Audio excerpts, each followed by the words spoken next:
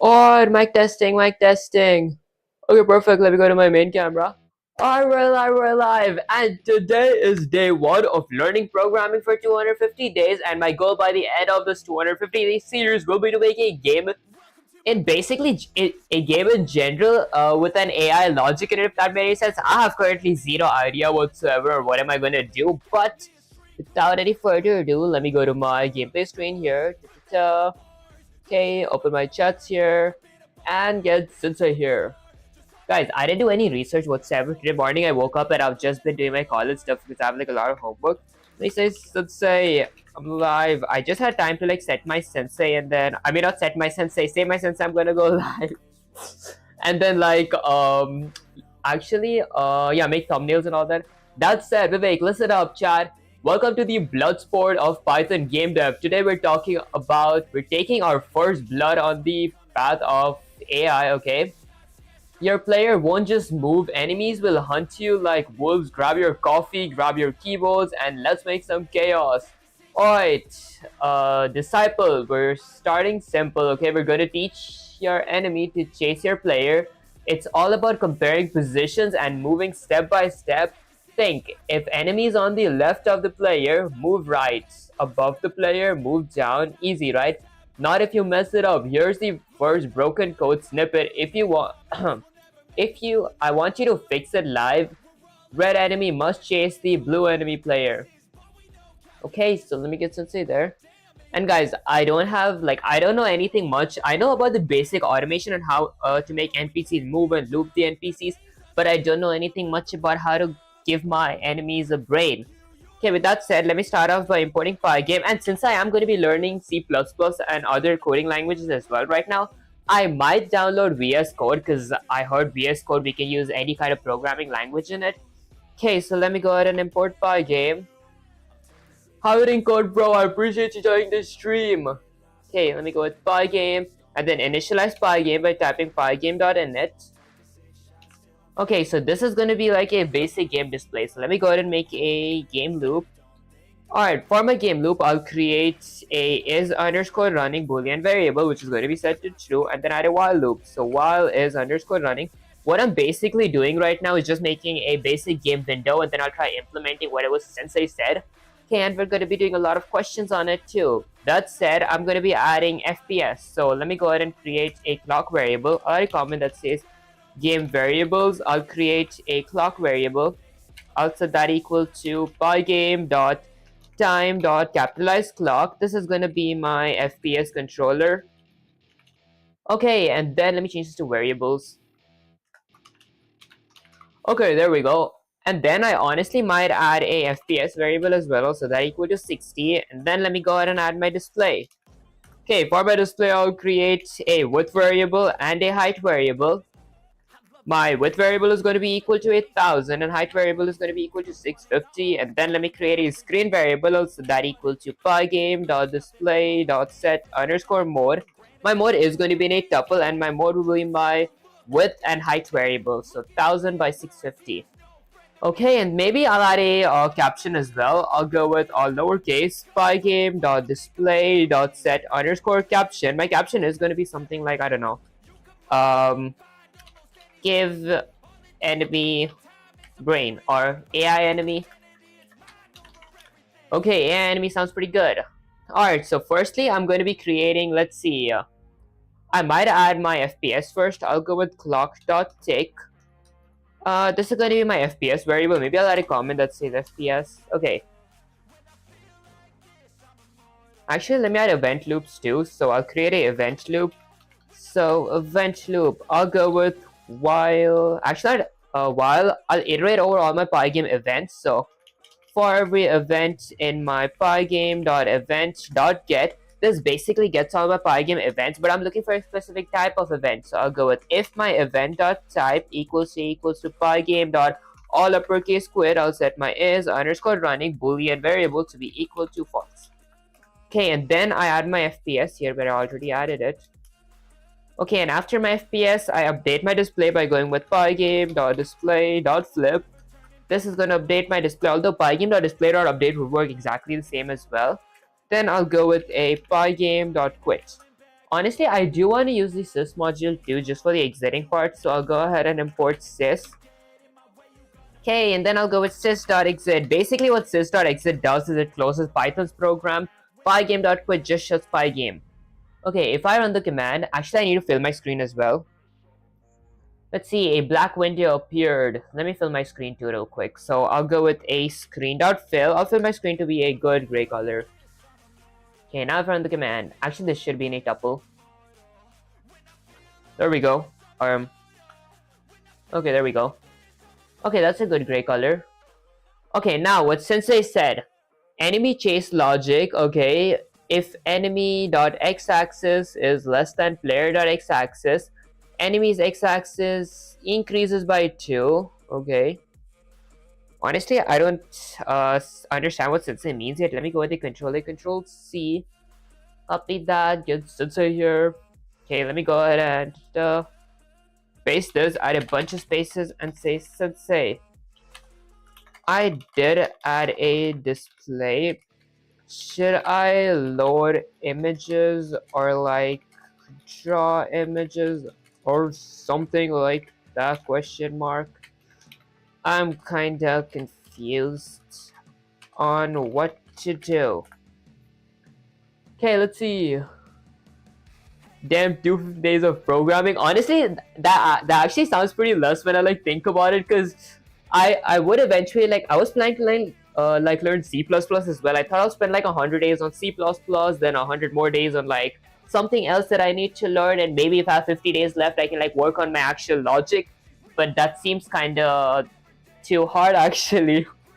Okay, Vivek, stop staring at a blank screen like it owes you money. Yes, if you want to see the enemies and players, you need something visible. There are 2 main paths: draw shapes, rectangles, circles. Simplest for testing logic, use pygame.draw.rect. Okay, so we can draw for player and enemy.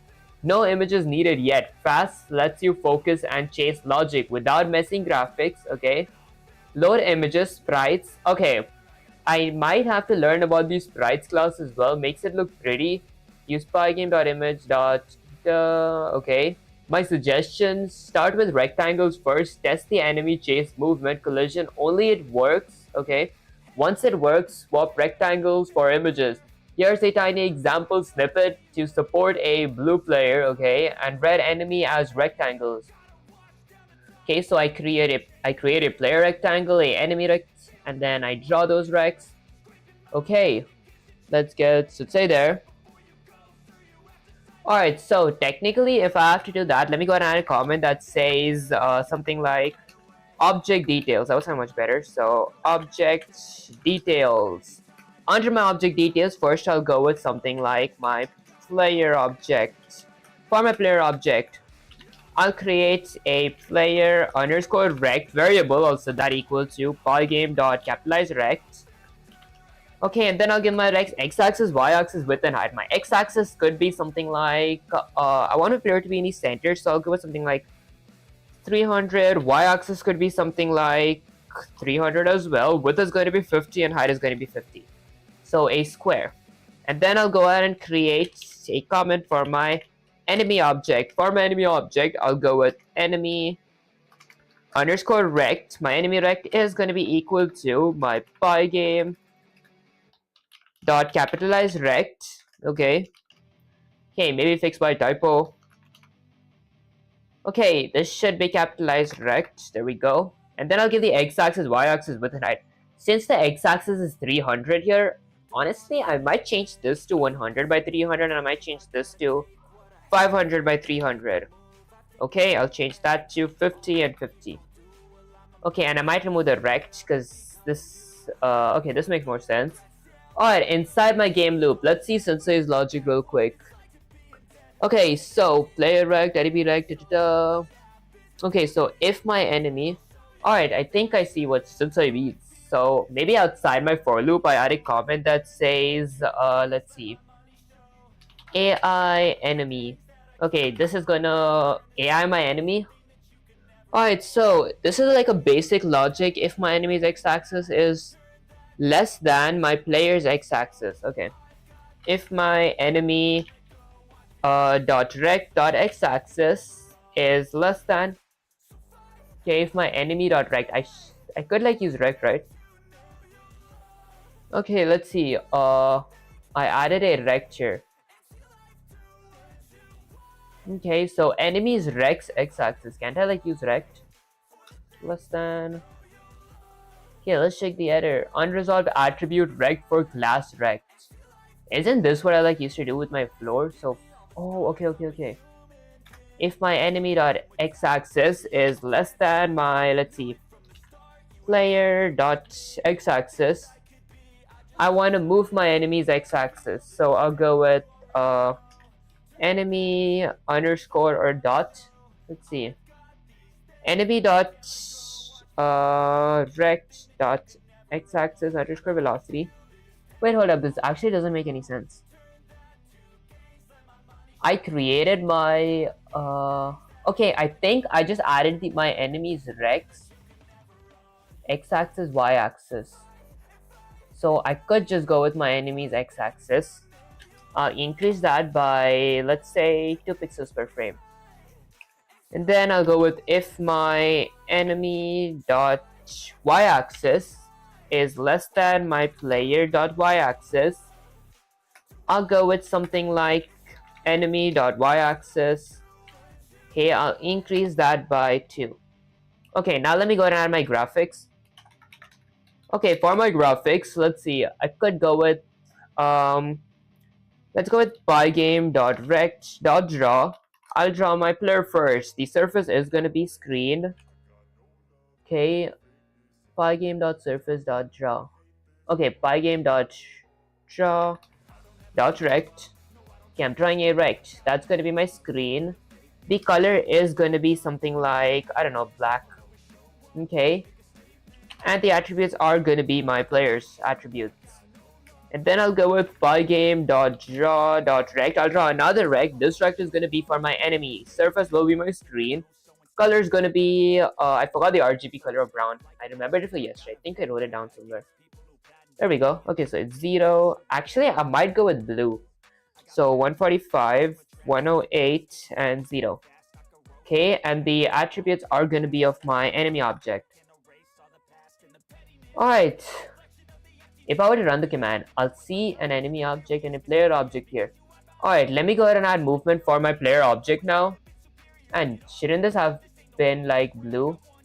Okay, wait, actually, no, mine. Blue is going to be something like 0, 231, and 255. Okay, now if I run the command, did I add it in a tuple? Okay, this has got to be an 8. Hold up. The RGB color looks correct. 0. Oh, wait, this is 231. There we go. Okay, now if I run the command, that's a nice sky blue color. That seems kind of bright though. Okay, I'll just go with Control Z. Okay, the brown does look good. Alright, next up, let me go ahead and add movement. So under my screen.fill, I'll go with a keys variable, also that equals to pygame.key.get underscore press. This checks if any of my key gets pressed. Let me specify what to do if a certain key is pressed. I'll add a comment that says player movement. I could honestly add classes for this, but I don't want to like overcomplicate it because I want to like get the gist of it solved right in a basic way right now. Okay, I'll go with if my keys variable at index of pygame.k is right, if my right key is pressed, I'll do something. I'll go with my player variable dot x-axis. I'll increase that by 5 pixels per frame. And if my keys at index of pygame.k is left, if my left key is pressed, I will decrease my player.x-axis. Did I spell player correct? Okay, player.x-axis, I'll decrease it by 5. And then I don't want to honestly add gravity. Instead of gravity, I'll go with y-axis. So if my keys at index of pygame.k is, let's say, up. If my top key is pressed, I will decrease my self.rect. Actually, not self. My player.y-axis by 5. And this is going to be x-axis. Okay, and lastly, if my keys at index of pygame.k, if my key is down, if my bottom key is pressed, I will increase my player's y-axis by 5 pixels per frame. Alright, if I run the command, my player should be able to move. Okay. Oh. Okay, I feel like I did something wrong up here. Okay, my enemy does move, although I got out traps and everything. Okay, I think I asked Sensei. Let's see if this is what Sensei wanted. Okay, let me get Sensei here. Pasted out a bunch of space Sensei. I feel like I messed up. Question mark. Is this what you asked for? Okay, let's see. Vivek, I see what you did, and yes, it's almost there, but you screwed up a little. Pay attention. Issue, your enemy only moves down and right because you're only checking if enemy.x-axis is less than player.x-axis and if enemy.y-axis is less than player.y-axis. What if the enemy is to the top right of the player? It won't move left. What if it's above the player? It won't move up. You're not handling the opposite directions. You need else if enemy. Okay, here's the logic in words. Here's the correct logic in words. If enemy is left of player, move right. If enemy is right of player, move left. If enemy is above player, move down. If enemy is below player, move up. Okay, fix the enemy movement before we add anything fancier. You need to actually chase the player in all directions, not just diagonally down right. Okay, I see. Let me get Sensei there. Alright, let's see. So, if my enemy's x-axis is less than my player's x-axis, so that's x-axis. Okay. Let me go with else if my enemy. Okay, else if my enemy dot x-axis is greater than my player dot x-axis, I'll go with my enemy dot x-axis. My enemy's x-axis, I'll decrease it by 2. Okay, let me go with another else if here. Else if enemy's y-axis is less than player's y-axis, enemy's y-axis increases by 2. Else if enemy dot y-axis is greater than my player dot y-axis, my enemy dot y-axis is gonna decrease by 2. Okay, that sounds about right?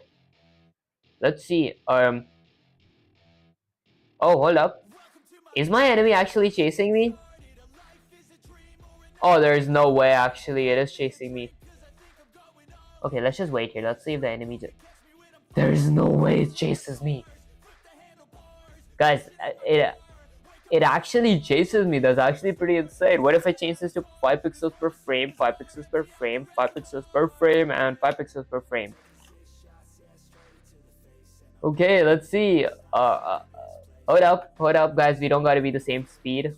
Let me change that to 4 pixels per frame. 4 pixels, 4 pixels, and 4 pixels. Alright, let me try moving. Guys, is it impossible to like not collide? Oh, what if I just go here? Okay, the NPC is stuck here now. If I go to right, okay, there might be a small issue here, I guess. Okay, if my enemy.x-axis is less than my player.x-axis, my enemy.x-axis increases by 4. That is the y-axis that we're looking for right now. So, okay, what if I change these this to 3, that's to 3. Okay, would that like have a difference? Okay, guys, I don't want the NPC to keep chasing me. I mean, I do want the NPC to chase me. Okay, the NPC is a little stunned. I think that's like natural. Okay, wait, but in a certain position it like sometimes vibrates. Like, see, it like vibrates sometimes. Alright, I guess let's ask Sensei what's happening. Let's go with the control A, control C, get Sensei here. Whoops. There we go, get Sensei here. Paste it at a bunch of space and say, Sensei, I think I understand what you mean by enemy chasing me, ... Although my enemy vibrates a bit at times, question mark. Let's see, why does my enemy vibrate, guys? Vivek, I see the vibration, that little shiver of death your enemy is doing. That happens because you use else for Y movement. Here's why. Right now your code says if enemy.x-axis is less than my player.x-axis, enemy's x-axis increases by 4 pixels per frame, else if enemy.x-axis is greater than my player's x-axis, enemy.x-axis decreases by 4 pixels per frame, else if okay. Else if means only one of the 4 lines runs per frame. Oh, okay. If enemy.x-axis is slightly bigger than player's x-axis and enemy.y-axis is slightly bigger than player's y-axis, the enemy's x-axis condition runs, ignores y-axis, and next frame flips it, causing a jitter/vibration. Fix using separate if statements for x and y movement if both axes update every frame independently. I see. Okay, let me get Sensei there.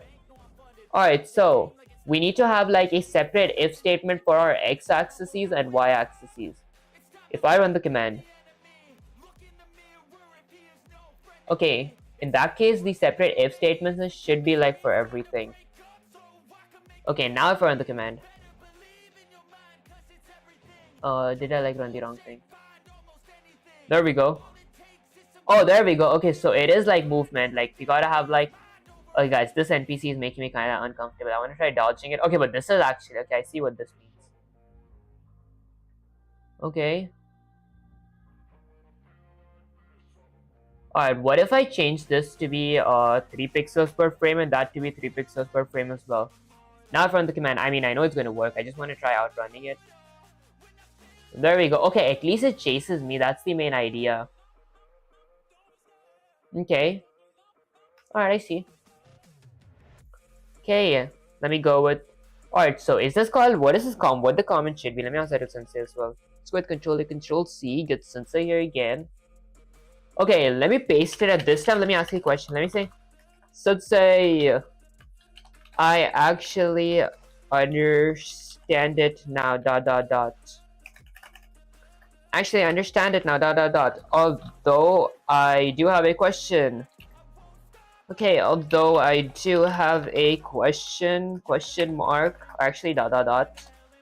So, the comments that I added there, I named it as AI enemy. What should I keep the comments name ? Let's see. Wait, comments are for humans, not Python. They don't affect the code, but they should clearly tell you or anyone else what this block does. Yeah, I didn't know what this block means. Okay, for your code, something good comment, naming it would be okay. Player movement, already good. Game loop, already good. Instead of wake, AI enemy. Enemy chasing logic. Okay, there we go. That sounds much more better. Okay, rule of thumb. Comments should explain why or what the code is doing, not how the code itself itself already tells Python how. Okay, let me say, Sensei, I feel like I understand it. Can I get a instructional based question now? ? Hey, finally Vivek, about time you stopped wasting my time starting at rectangles. Here's your instructional based question challenge. I'm not giving you code. Okay, you write it. Instruction, create a new enemy rectangle, make the enemy chase the player but only along the x-axis horizontal movement. Keep the player moving at the same. Draw the enemy, in green area. Draw the new enemy in green. Okay.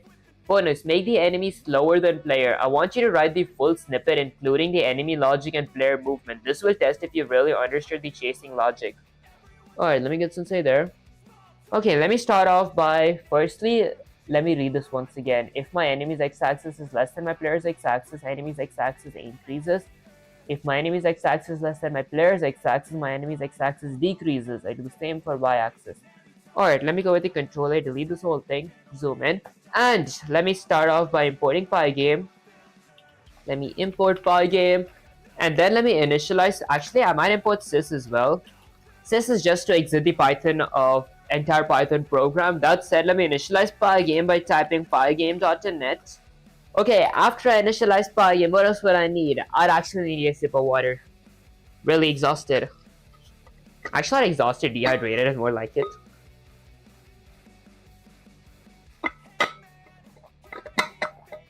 Okay, let's see. So I initialized my game, and then what else would I need to do? I might have to add my game variables. So let me add a comment that says game variables.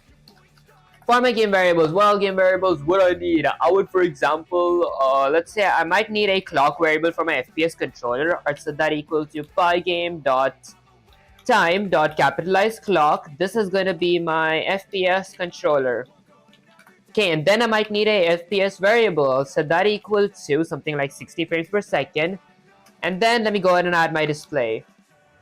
This is going to be my display. For my display, I'm going to be creating a width variable and a height variable. My width variable is going to be equal to 1000, and my height variable is going to be equal to 650. Alright, and then I would need a screen variable. I'll set my screen variable to be equal to pygame.display.set underscore mode. My mode is going to be equal to my width and height variables. So my width variable, which is 1000, and height variable, which is set to 650. Okay, perfect. Honestly, I might actually add a caption as well. So let me go ahead and add a pygame.display.set underscore caption. My caption is going to be something like, let's say, AI enemy. Okay, next up, let me go ahead and create my game loop. Before my game loop, I might actually add my object details. So object details. For my object details, I'll first create a player object. So I'll go with a player. I'll set that equal to pygame.capitalize rect because I want my player to be a rect.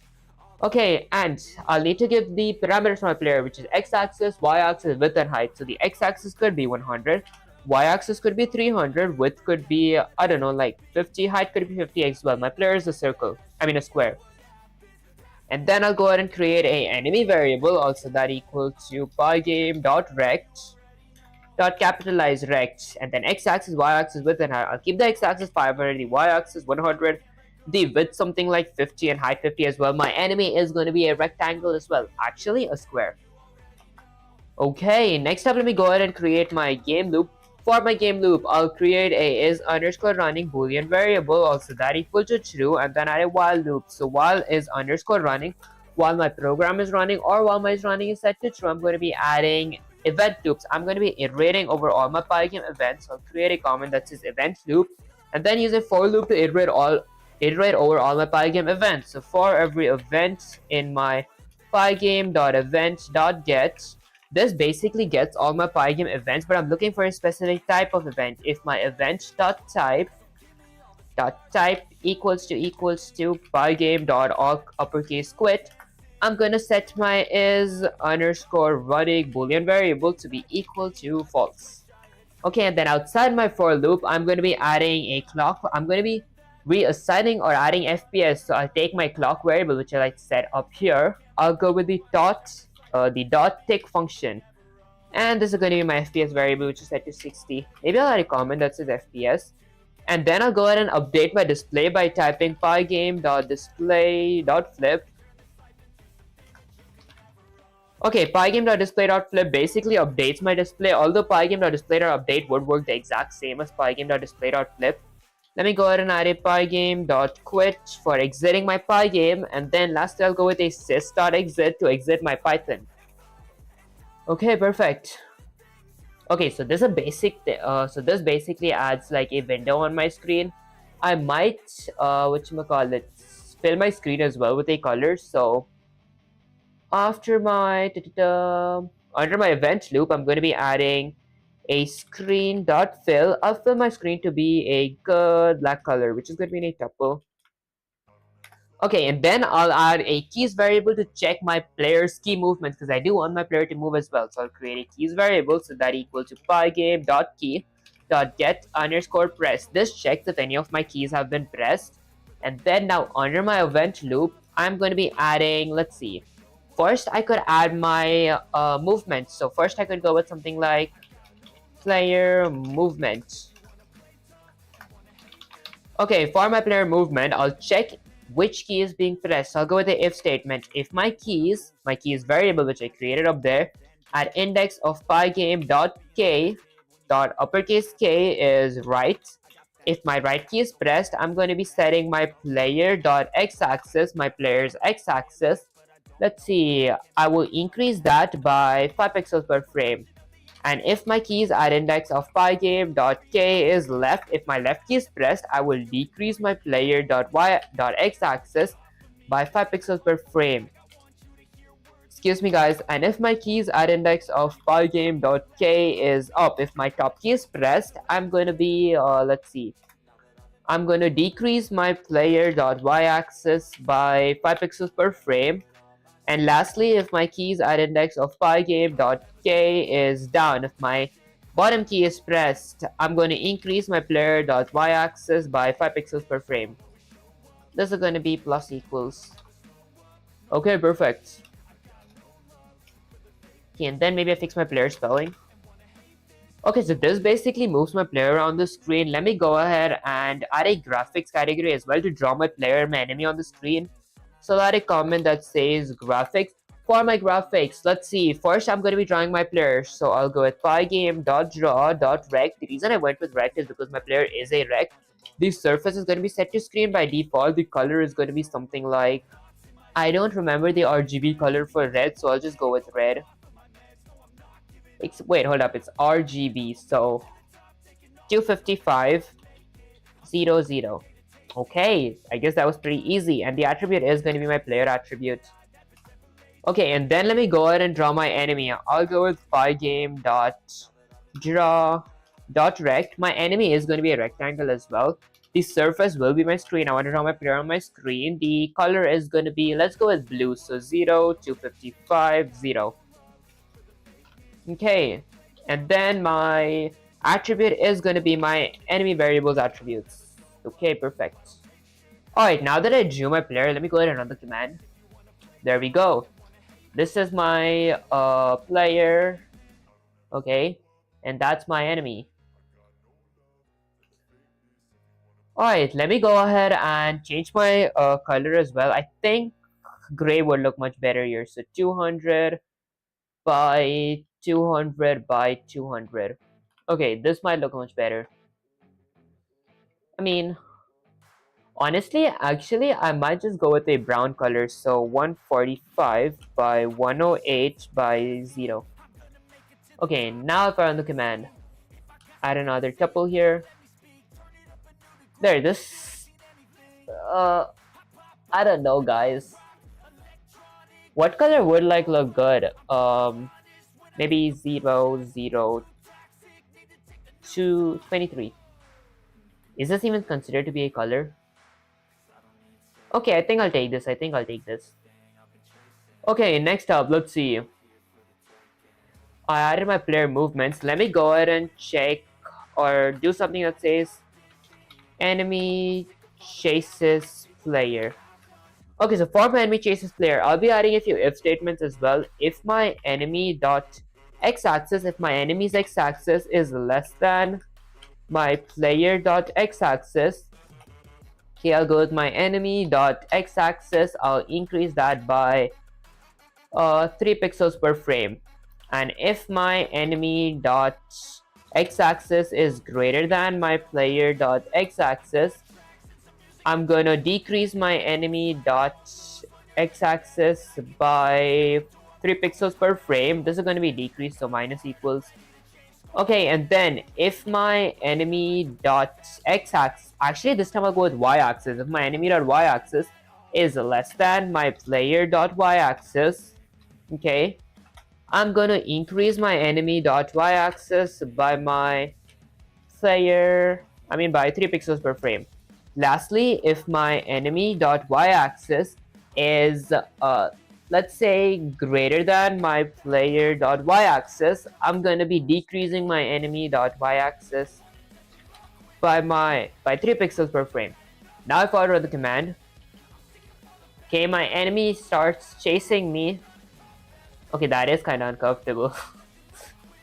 I don't like it when like my enemy catches up with me. I just want it to like chase me. I don't want to actively like move around. Okay. Okay, I am faster than my enemy. Okay, we get the gist of it. It like keeps chasing me. That said, if my enemy chases me, I want to do something. Actually, I might do that later. Okay, so that's like basically it for the thing that Sensei said me to do. I do want to try this with PNGs as well. Let me copy this for now, get Sensei here, paste it, add a bunch of spaces and say Sensei. I think this is all you wanted, right? Question mark. I feel like I'm getting a gist of it, although although I do want to try it with let's see, with circles and even PNGs. Okay, Vivek, I see your code, and yes, you nailed it. The instruction. You nailed the instruction. Enemy chases the player. Green rectangle shows up slower than the player if you want to tweak speed. Okay. Now, level up time. Circles and PNGs. Easiest way to test visuals instead of rectangle, use pygame.draw.circle. Okay. Remember, rect, x-axis, and y-axis are top left. Corners, circle, Okay. Rect, x-axis and y-axis are top left corners. Circle uses center, so it adds half width divided by height. Okay, screen.plit, player image, PNG, x-axis, player y-axis. Hold up. Make sure image matches your rect. Okay, let me say. Sensei. First, let's work with circles. I didn't understand a thing, honestly. Okay, Vivek, good. Vivek, good. Starting simple. If you want, if you can see it, you can hunt it. Let's switch your rectangles to circles. Here's how it works. Pygame.draw.circle. I draw a circle. Screen your Pygame window. Color RGB. Center x-axis, y-axis. Center of the circle. Top, not top left. Okay. Radius half of your rectangle size or whatever looks good. Since your enemy player are still recs for movement and collision, okay, the center of the circle is center x equals rect.x-axis plus rect.width divided by 2. Center y equal to rect.y-axis plus rect.height divided by 2. Since your enemy slash player are still recs for movement and collision, the center of the circle is... Oh, I think I see. Replace your pygame.draw.rect lines with pygame.draw.circle. I draw a circle, the regular circle stuff. Although, why is there a plus 25 here? 25 radius is... Oh, okay, so you did answer that. Alright. 25 is radius because your rectangles are 50 by 50. Okay, now mine didn't answer it. Everything else stays the same. Movement and chase logic is unchanged. Vivek, I want you to take your current rectangle chase code and rewrite the only graphics part. Okay, let me ask a quick question. Let's copy that, add a bunch, actually paste, add a bunch of spaces and say, so why did we add the plus 25 question mark? I think I know actually. Vivek, pay attention. This is crucial. Your player and enemy recs are 50 by 50 in size. The x-axis and y-axis of a rec point to the top left corner, not circle, but player.pygame.draw.circle needs the center of the circle, not the corner. Half of 50 equals to 25. That's why we add plus 25. So player.x-axis plus 25 moves from top left corner to the center of the circle. Your rect, which is where the circle should be drawn. Without plus 25, the circle would just be drawn offset. Okay, would just be drawn offset. With its top left at the rect's corner looking weird and off while moving. Okay, I see. Think of it like this. Rect is a square. Circle wants a dot in the middle of that square. Oh, I see. Okay. I see. Gets you to that dot. Okay, Vivek, do you want me to rewrite your full chase code? Honestly, I think I got it. Let me get Sensei here. Can you just check if my stream's going good real quick? Am I like audible? Okay, YouTube stream's going good. Let me check on Kick as well. Guys, I gotta get my Ethernet cable like ASAP so like I can whatchamacallit, stream on Twitch as well. Okay, Kick stream's going good as well. Alright, perfect. Okay, so let me replace. Actually, let me just delete the whole code and write it again. Let me start off by importing Pygame. Okay, I import Pygame and then I import sys. Okay, next up I initialize Pygame by typing pygame.init. This initializes Pygame, and then let me go ahead and add my game variables. Game variables. For my game variables, I'll need a clock variable, so that equals to pygame.time.capitalize clock. Maybe remove the comma from there. Okay, and maybe I'll add a comment that says FPS controller. Okay, and then let me go ahead and create a FPS variable so that equal to 60. That's like basically everything I can think of right now. And then let's create display. For my display, I'll create a width variable and a height variable. My width variable is going to be set to 1000. Height variable is going to set to 650. Okay, and then let me go ahead and create a screen variable so that equals to pygame.display.set_mode. My mode is going to be in a tuple of my display's width and my display's height. Okay, and then maybe I'll actually add a caption as well. So let me go with a pygame.display.set_caption. My caption is going to be something like AI enemy 1.1. Okay, let's see. And then I drink some water because I'm kind of dehydrated.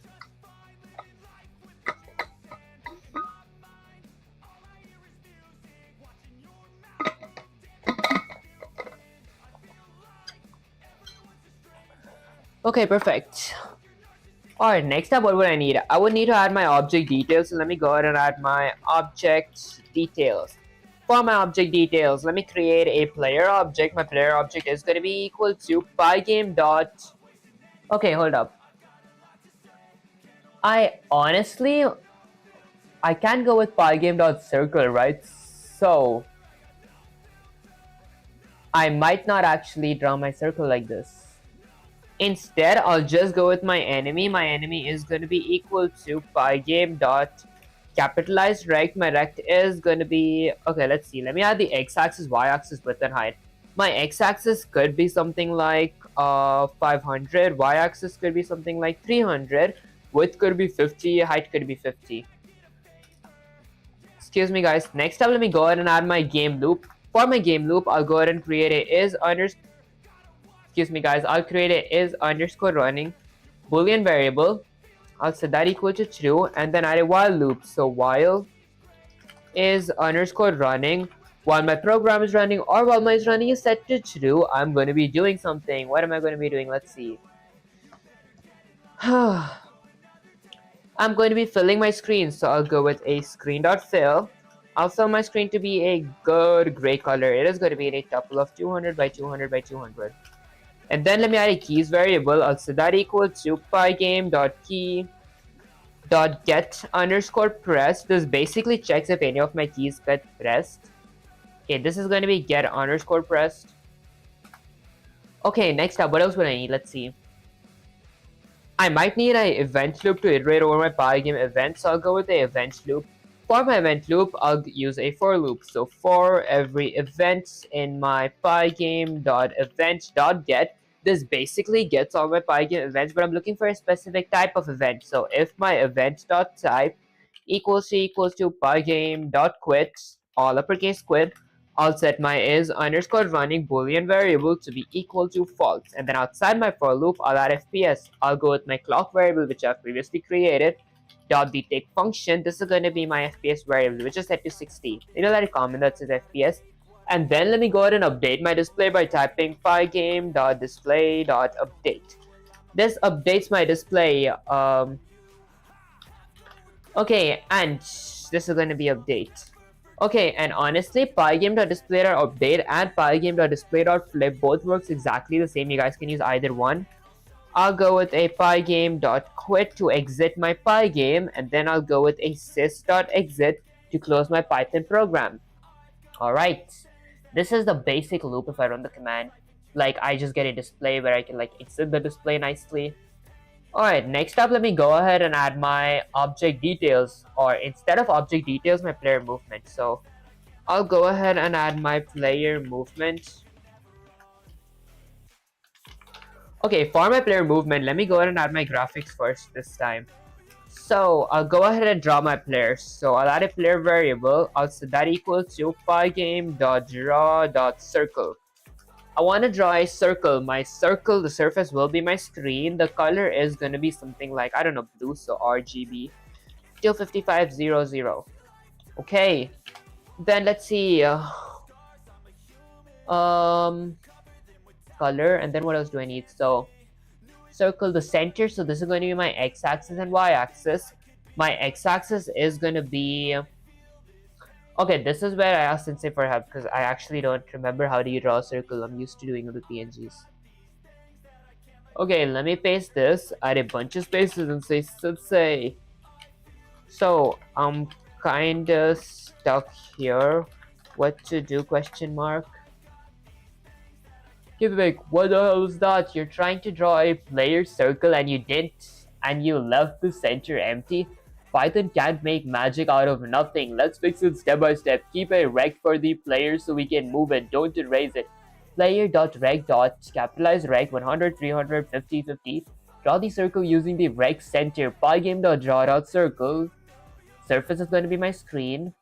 Okay. Keep the rect. Oh, so I keep the rect. Okay. Pygame.draw.circle.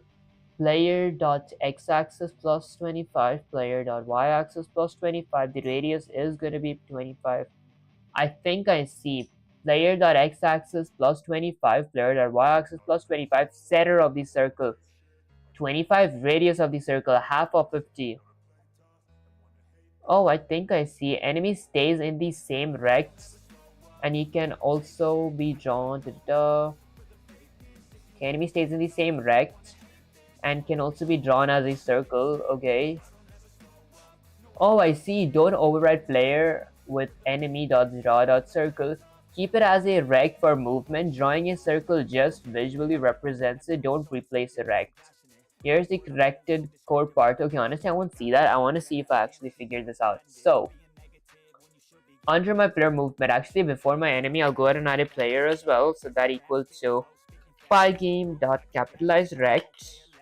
Okay. Okay, my player's rect is going to be 100 by 300. The size is going to be 50 and 50. Okay, perfect. So, in that case, I might add my player graphics now. I'll maybe go down, add a comment that says graphics. Here I'll go ahead and add my player graphics. Actually, I'll go with pygame.draw.circle. I want to draw a circle. The surface will be my screen. And the color is going to be blue. So 255 by 0 by 0. And then my x-axis and y-axis is going to be my player rect.x-axis plus 25, and then player.x-axis. Okay, did that have to be y-axis now? Was it y-axis? Okay, it was y-axis. Player.y-axis plus 25. Okay, and then let me just zoom out a little. My radius is going to be 25. Okay, let me do the same thing for my whatchamacallit, enemy as well. So pygame.draw.circle. My surface will be my screen.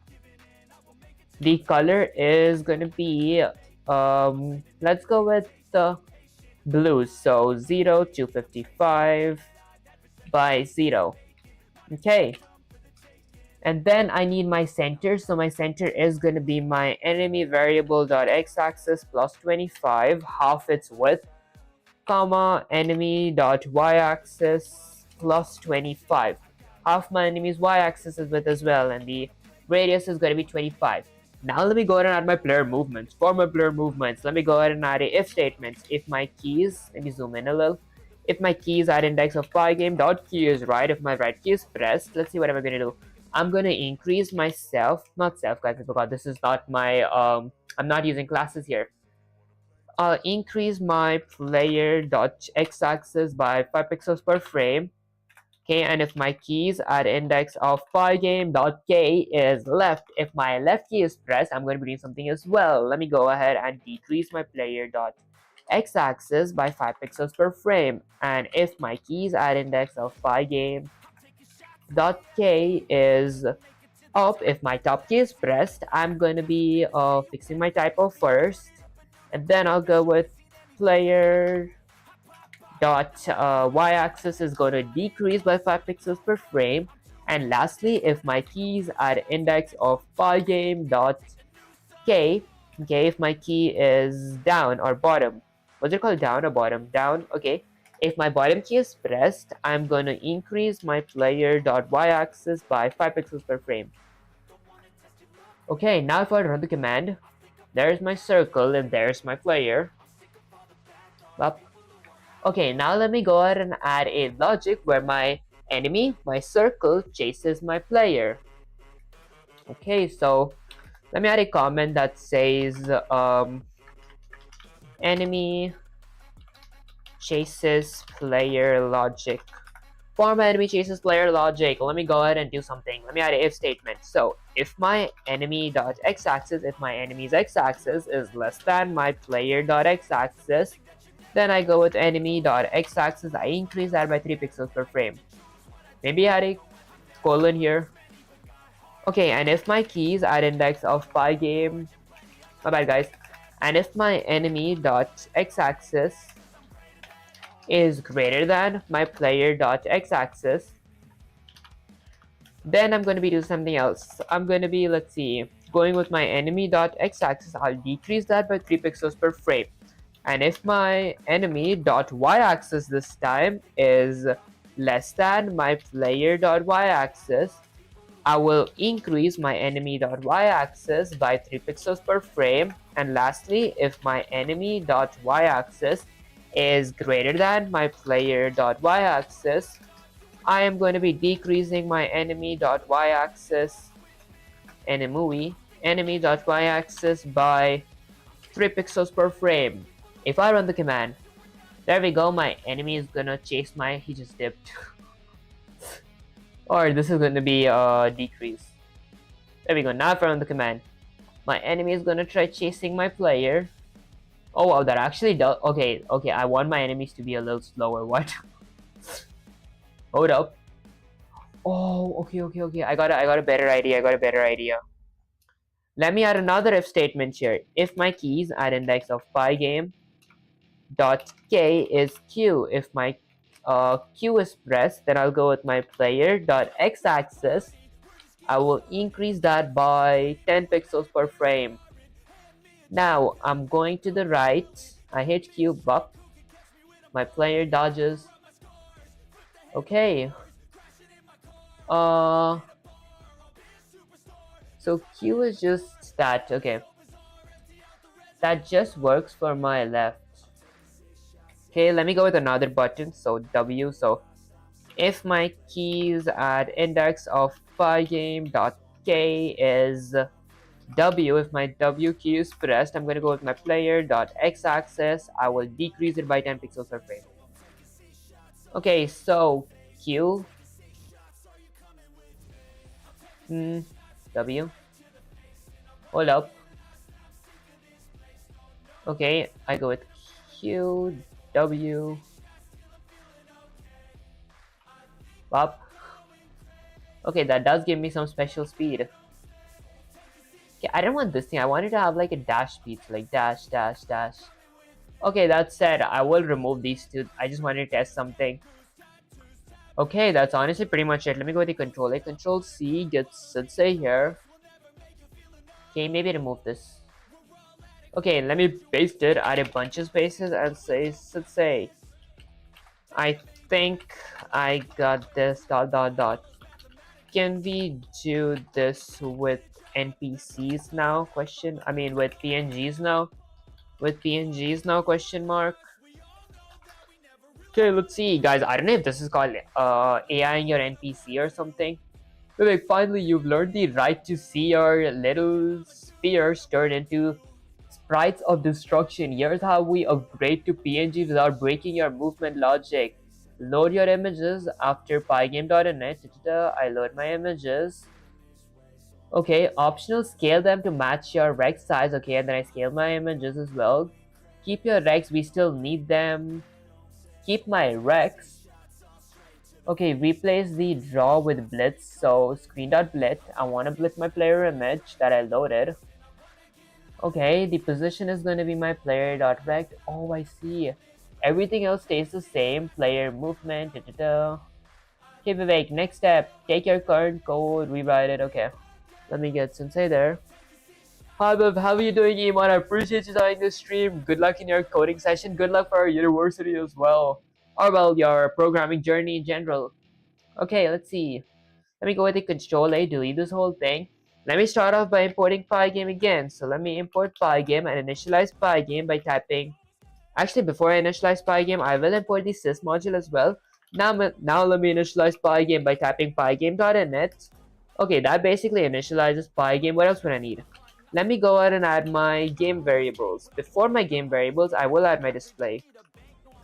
Okay, for my display, I'll go with a pygame.display dot actually I might add a width and height variable. So let me go ahead and create a width variable and a height variable. My width variable is going to be equal to 1000, height variable is going to be equal to 650, and then let me go ahead and add a screen variable. My screen variable is going to be equal to pygame.display.set_mode. My mode is going to be equal to my display's width and my display's height. Okay, then let me go ahead and create maybe a caption. So pygame.display.set_caption. My caption is going to be set to something like AI enemy 1.2. Guys, I'm real horrible with like names. Okay, then let me go ahead and add my game variable. So this is going to be my game variable section. For my game variables, I'm going to be creating a, let's say, clock variable for my FPS controller. Also, that equals to pygame.time.capitalize clock. Maybe add a comment that says FPS controller.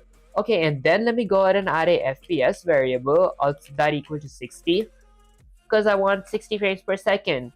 Alright, and next up, let me go ahead and load my images. So what other images would I need? I might need a player image, so let me go ahead and load that. I'll go with something like hero_image, also that equal to pygame.image.load. I'll give the file path. The file path is going to be game items followed by 2 forward slashes followed by player, 2 more forward slashes. This is going to be my hero PNG, and since this is a PNG, I will convert it to alpha. There we go. Okay, and then let me go ahead and load my enemy image. So enemy_image is going to be equal to pygame.image.load. The file path is going to be game item followed by 2 forward slashes followed by NPCs, 2 more forward slashes. Alright, here's the question. Which enemy image should I load? Should I load my dragon, my skeleton, or like, I don't know. I honestly might go with my dragon PNG. This is going to be my dragon PNG. And since this is a PNG, I will convert it to alpha. Okay, perfect. And since it is enemy, I'll just go with dragon. Okay, next up, let me go ahead and transform and load my images. So I'll go ahead and transform and load and scale actually. I already loaded my images, guys. Okay, to transform and load my images, I'm going to define a function called scale. This is going to be my scale function. The size is going to be, it will have 2 parameters. First is going to be image. Second is going to be factor. Factor is going to be set to 0.1 by default with just 10%. Then let me go ahead and return pygame dot transform dot scale. Hey guys, I can never spell transform correct. What? Okay, what do I want to scale? I want to scale my image. The size is going to be in a tuple. Maybe I'll go in a new line. Go with integer. Now I'm going to be getting the width of my height and multiplying it by my factor, and then I'll get the height of my image. I'll get the width of my image multiplied by the factor, and then I'll get the height of my image and multiplied by my factor as well.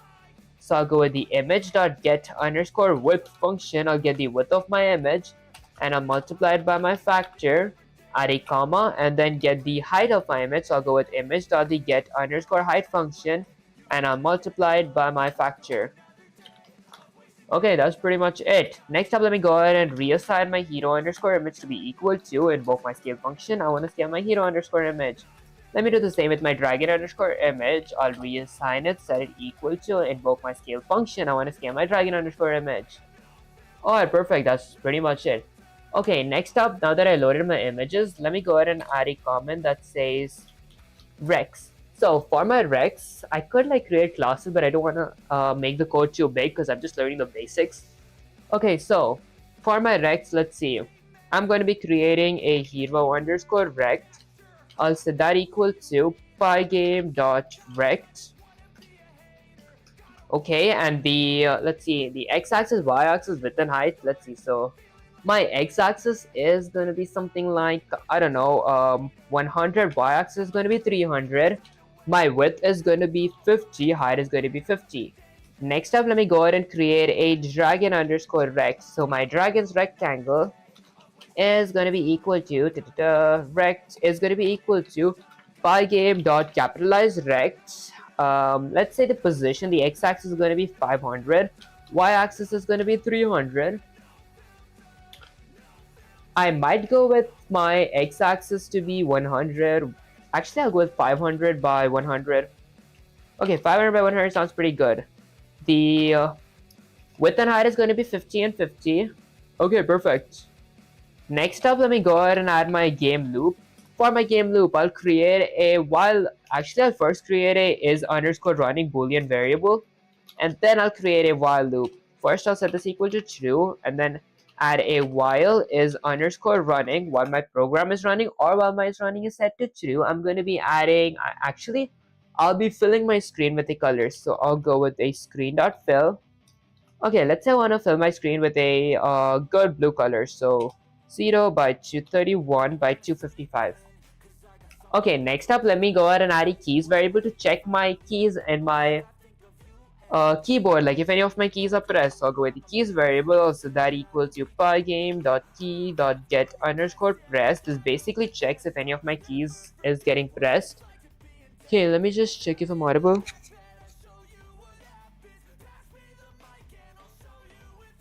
Alright, perfect. Okay, and then let's see what else would I need. I actually might need some water first.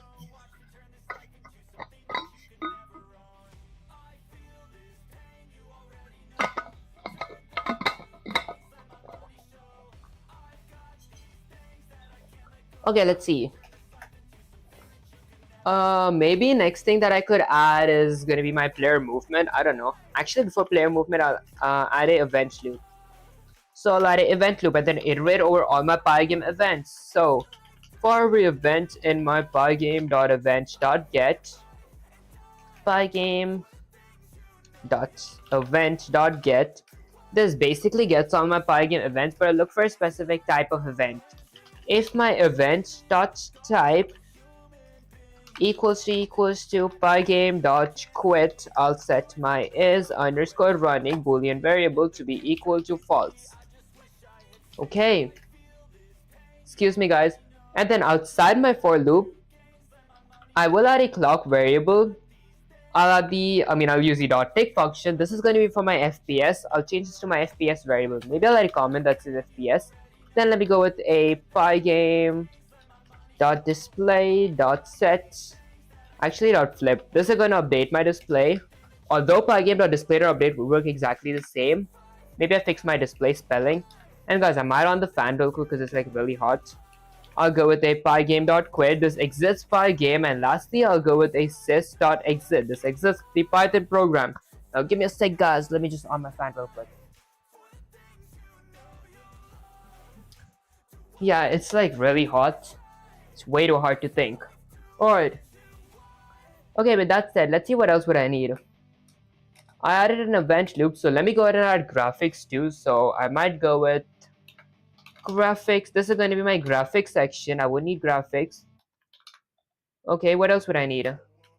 I might need to add my player movement, so let's do that first. I'll go with player movement. For my player movement, I'll add a bunch of if statements. M-O-V-E-M-E-N-T. There we go, guys. Okay, so if my keys at index of pygame.k is right, if my right key is pressed, I'm going to be doing something. I will increase my player.x-axis by 5 pixels per frame. And then if my keys at index of pygame.k is left, if my left key is pressed, is my variable name player? No, man, it's hero rect. So I'll go with hero underscore rect.x-axis. This is gonna be pygame. I'll go with my hero underscore rect dot x-axis. I'll decrease it by 5 pixels per frame. Okay, and then if my keys at index of pygame.k is up, if my top key is pressed, there we go. I'm gonna decrease my hero underscore rect dot y-axis by 5 pixels per frame.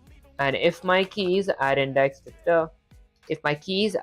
of pygame.k is down, if my bottom key is pressed, okay, I'm gonna increase my hero underscore rect dot y-axis by my 5 pixels per frame, or by 5 pixels per frame. Okay, and then let me go ahead and add graphics. For my graphics, I'm gonna be drawing. So let's see. Honestly, first I'll go with a screen dot blitz. I want to blitz something on my screen. What do I want to blitz? Let's see. I might want to blitz my hero underscore image. Okay, at the given depth of my hero underscore rect dot x-axis and hero underscore rect dot y-axis. Okay, and then let me go ahead and add a screen dot blitz. So screen dot blitz. I want to blitz my let's see. Do I want to blitz my dragon underscore image at the given depth of my dragon underscore rect dot x-axis and dragon underscore rect dot y-axis. Okay, if I were to run the command, I see a hero and a dragon. My hero does move, although I want the dragon to chase my hero. Don't they look like too small? I mean, it's kind of good. Okay, let me go ahead and add a logic that says enemy or something like if dragon chases hero. Yeah, actually I might uppercase that as well. Dragon chases hero. Okay, for my dragon chases hero, I'll add if statement. So if my dragon underscore rect, if my dragon's rect x-axis is less than my hero underscore rect dot x-axis less than my hero's x-axis, I'm gonna go with my dragon underscore rect dot x-axis. My dragon's x-axis is gonna increase by by 3 pixels per frame. Tragon. There we go. Okay, and then if my dragon underscore rect dot x-axis is greater than my hero underscore rect dot x-axis, okay, I'm gonna be, let's say, decreasing my dragon underscore rect dot x-axis by 3 pixels per frame.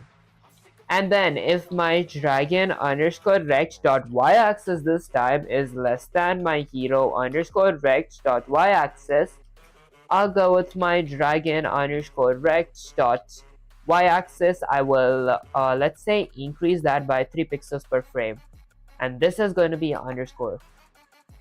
Okay, and lastly, if my dragon underscore rect dot y-axis is greater than my hero underscore rect dot y-axis, I will be decreasing my dragon underscore rect dot y-axis by 3 pixels per frame. Let me change that to 3 pixels as well. Okay, if I would run the command, my dragon is going to be chasing my player. Okay. Okay, it's going to chase my player until they don't like collide. Is there like a tiny error in my code? Okay, did I go with like increase? Does he like come up with me? Okay, if I go diagonal, then he like chases up to me. Okay, let's see. So if my dragon is less, my x-axis increases. If my dragon is greater, the x-axis decreases. If my dragon's y-axis increases. Okay, honestly, that looks pretty correct actually. Okay, decrease, increase. Oh, this is going to be y-axis. There we go. Okay, had to find that tiny error. Okay, so now wherever I stop, my dragon is gonna stop at my player. Although, why does he lip stop at me? That does probably look kind of good. My dragon like 8 me type stuff. Okay, let's see. Let me what the dragon. The dragon chases me. Okay. All right. Let's go with a control A, control C. Gets let's say here. Let me paste it, add a bunch of spaces, and say sensei. It works, but it doesn't look like the other games where actually no mind, it works, but I think I need more practice. Dot dot dot.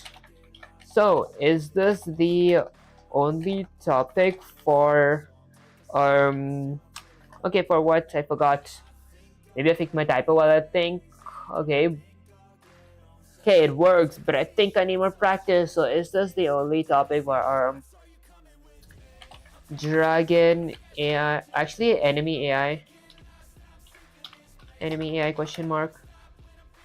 Okay, Vivek, you're getting there, but no, this is just the tip of the iceberg. What you've done so far is the simplest enemy AI. Direct chasing. Real AI and games can get way more interesting. Okay, here's the roadmap for enemy AI practice. Okay, what you just did. Basic. Okay, I'm glad there are like more. Basic chase. What you just did. One enemy moves directly towards player. Access limited. Movement. Enemy moves only horizontally or vertically. Okay, multiple enemies spawn several enemies with the same or different speeds. Fleeing AI, enemy moves away if the player is too strong or has high HP. Okay. Patrolling AI, enemy moves along a fixed path until the player is near obstacles, avoiding enemy, navigate around walls or traps, attack slash stop distance, enemy stop chasing when close enough, so maybe attack, randomized AI behavior, enemy sometimes pause, sometimes chase, sometimes retreat. Okay. State machine behavior tree, combine multiple behaviors for smarter AI. Each one is simple, progressive steps. You can practice using Rex circles or PNGs. Vivek, I can start by giving you a multiple enemy chasing player. Okay, exercise next. Multiple enemy chasing player. Okay, let me say, Sensei, I want to work with PNGs honestly. Although, I've heard people talk about the sprite class.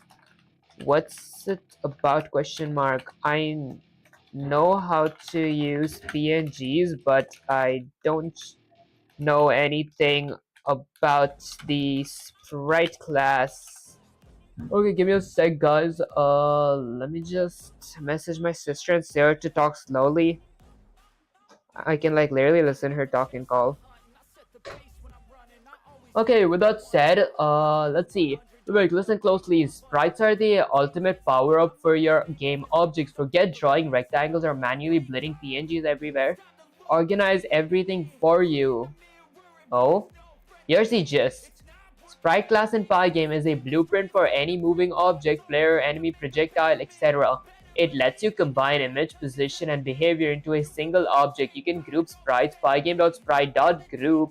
This is huge for multiple enemy collisions and updates. Key benefits automatically handle drawing in updates if you call group.draw and group.update. Oh, makes collision detection easy with pygame.sprite collide. Lets you add custom behavior by adding an update method inside your sprite class. Example in words: define a class enemy player.sprite.sprite. Okay, player.lowercase sprite. Excuse me, guys. Dot capitalize sprite in dungeon init self.self.image set self.image your png. Okay, add an update method. Okay, this is where chase logic goes, add all enemies to a pygame.sprite.group. Okay, let me just say something. Sensei, I think I'll leave this topic for my next stream. This stream, let's work with the enemy AI logic. Okay, let's see. Finally, some good focus. Okay, finally, some focus. Let's dive into enemy aim logic. That's where your dragon starts actually thinking before they chase. We've been doing dumb chasing. Enemy just moves towards player along x-axis and y-axis. Aim logic. I meant AI logic. Means the enemy calculates the direction towards the player and moves along that exact vector. Okay, I need to learn about vectors as well. Like a missile locked on a player. I think this might be useful actually. I think the typo has gotten me a good idea. How it works in plain words. Find the difference between enemy and player positions. Direction X. I did learn a thing about direction Y. Okay, Pythagoras. Okay, or Pythagoras, is that how you pronounce it? Direction X, direction Y, calculate the distance to the player. Distance equals to distance multiplied or to the power of 2 plus distance y to the power of 2 to the power of 0.5. Pythagoras. Normalize the vector, make it length 1 so speed is consistent. Direction x divided equals to distance. Direction y divided equals to distance. Move the enemy along that vector multiplied by speed. Alright, this makes the enemy aim straight at the player, even diagonally at the speed, and the speed is consistent, no jittering, no weird axes. Okay, let me say, Sensei, I feel like I didn't understand it, So, the formula seemed kinda new, but I think I just need practice. Although, before I write the code, can I see how it looks like? Question mark, like a reference code. Okay, let's see. And maybe I drink some water as well.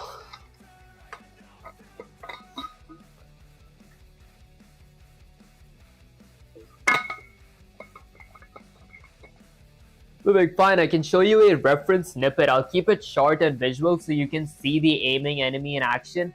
Import oh, we can import like that as well. That's actually pretty useful. Okay, import pygame, import sys. We initialize pygame, add a display, add our clock. Okay, pygame and enemy, player and enemies. Okay, we add their rex, we add a speed parameter, loop, we go with the screen.fill, we add an event loop, we add player movements. Okay, enemy aim logic. Okay, so for my enemy aim logic, okay, exclamation equals basically means is not equal to. Okay, so first direction x, we find the direction x. The direction x-axis is going to be our player's x-axis minus our enemy's x-axis. Our direction y-axis is going to be equal to our player's y-axis minus our enemy's y-axis. That's pretty simple. And then we create a distance variable. We set that equal to our direction x to the power of 2 plus our direction y to the power of 2, the whole thing to the power of 0.5. Alright, that should be pretty easy too. If our distance, if this whole thing is basically considered our distance, if our distance is not equals to 0, prevent division by 0. Direction x divided equals to distance, division y divided equals to distance. Enemy dot x-axis is going to increase by direction x times the speed variable, which is set to 3 pixels per frame. Enemy dot y-axis plus direction y is going to increase by speed. Okay, and then we add our FPS, we flip our display slash update our display, we exit pygame, we exit Python. What you'll see, the green enemy always moves straight towards the player, even diagonally. Speed is consistent, no jittering like before. If player moves, enemy continuously aims towards their new position. Vivek, after seeing this, I want you to rewrite your hero and dragon code using this aim logic instead of axis by axis chasing. Okay, that's your next exercise. Alright, let me get Sensei there. Okay, so if I remember everything correct, I delete the whole code and let's write it again. I start off by importing pygame and sys module. Guys, this is actually so useful with pygame sys. I could just stack up modules here. That said, let me go ahead and initialize pygame by typing pygame.init. Next up, let me go ahead and add my game variables. Before game variables, I will add my display. So for my display, I'll need a width variable and a height variable. My width variable is going to be equal to 1000. Height variable is going to be around 650. And then let me go ahead and create a screen variable. Screen variable is going to be equal to pygame.display.set_mode. My mode is going to be equal to my display's width and my display's height. Okay, perfect. And maybe I'll even add a caption. So let me go with a pygame dot display dot set underscore caption. My caption is going to be set to something like, I don't know, let's see, what should my caption be set to? Let's go with AI enemy 1.3. Guys, it's all random names. I'm like awful with saying names. Okay, and then let me go ahead and add a comment that says game variables. This is going to be my game variables. What all game variables would I need? Firstly, I might need a FPS controller. So let me create a clock variable also that equals to pygame.time.capitalize clock. And maybe I'll add a comment that says FPS controller. Okay, and after my FPS controller, let's see what else would I need. I honestly might need a FPS variable also that equal to 60 frames per second. And then let me go ahead and load my images. So what are the images what I need? Okay, firstly, I'll go with my hero underscore image. My hero underscore image is going to be equal to pygame.image.load. I'll give the file path of my hero image. My file path is going to be game items followed by 2 forward slashes followed by player 2 more forward slashes. This is going to be my hero PNG. And well, since this is a PNG, I will convert it to alpha. Okay, perfect. And then, honestly, instead of my enemy PNG, since it's going to be chasing me, I might load a projectile. So, let me go with project. How do you spell projectile? There we go. Projectile underscore image. Also, that equal to pygame.image.load. I'll give the file path for my projectile. I honestly forgot the file path.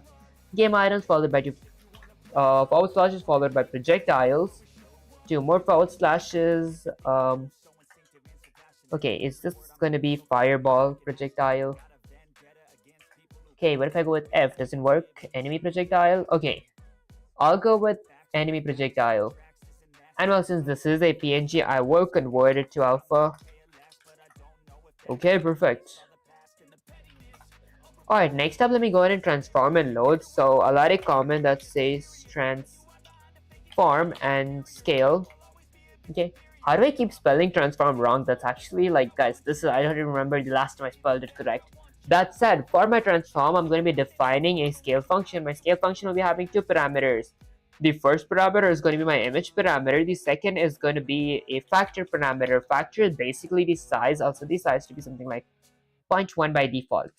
Okay, and then I'll return something. I'll return pygame dot, let's spell it correct, transform dot scale. I want to scale my image. The size is going to be in a tuple. Maybe I'll go in the next line. I'll go with integer. And now inside of my integer, I'm going to be getting the width of my height and multiplying it by my factor. And then I'll get the, I'm going to be getting the width of my image and then multiplying it by my factor. And then I'll get the height of my image and multiply it by my factor.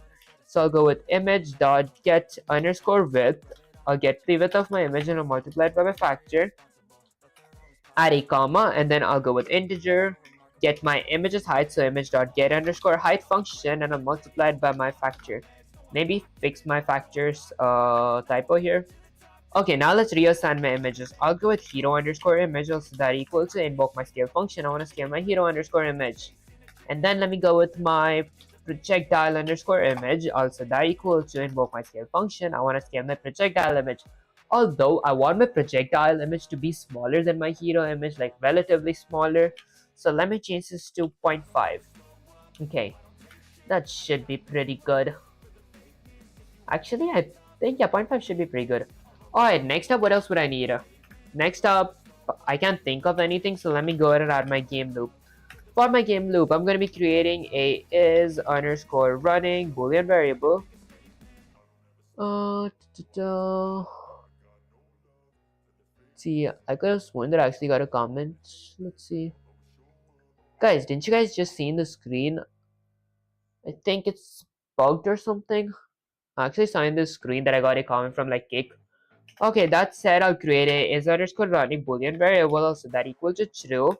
Then I'll add a while loop. So while is underscore running while my program is running or while my is running is set to true. I'm going to be filling my screen with something. So I'll go with a screen.fill. I'll keep my screen to be something like blue. So 0, 231, and 183.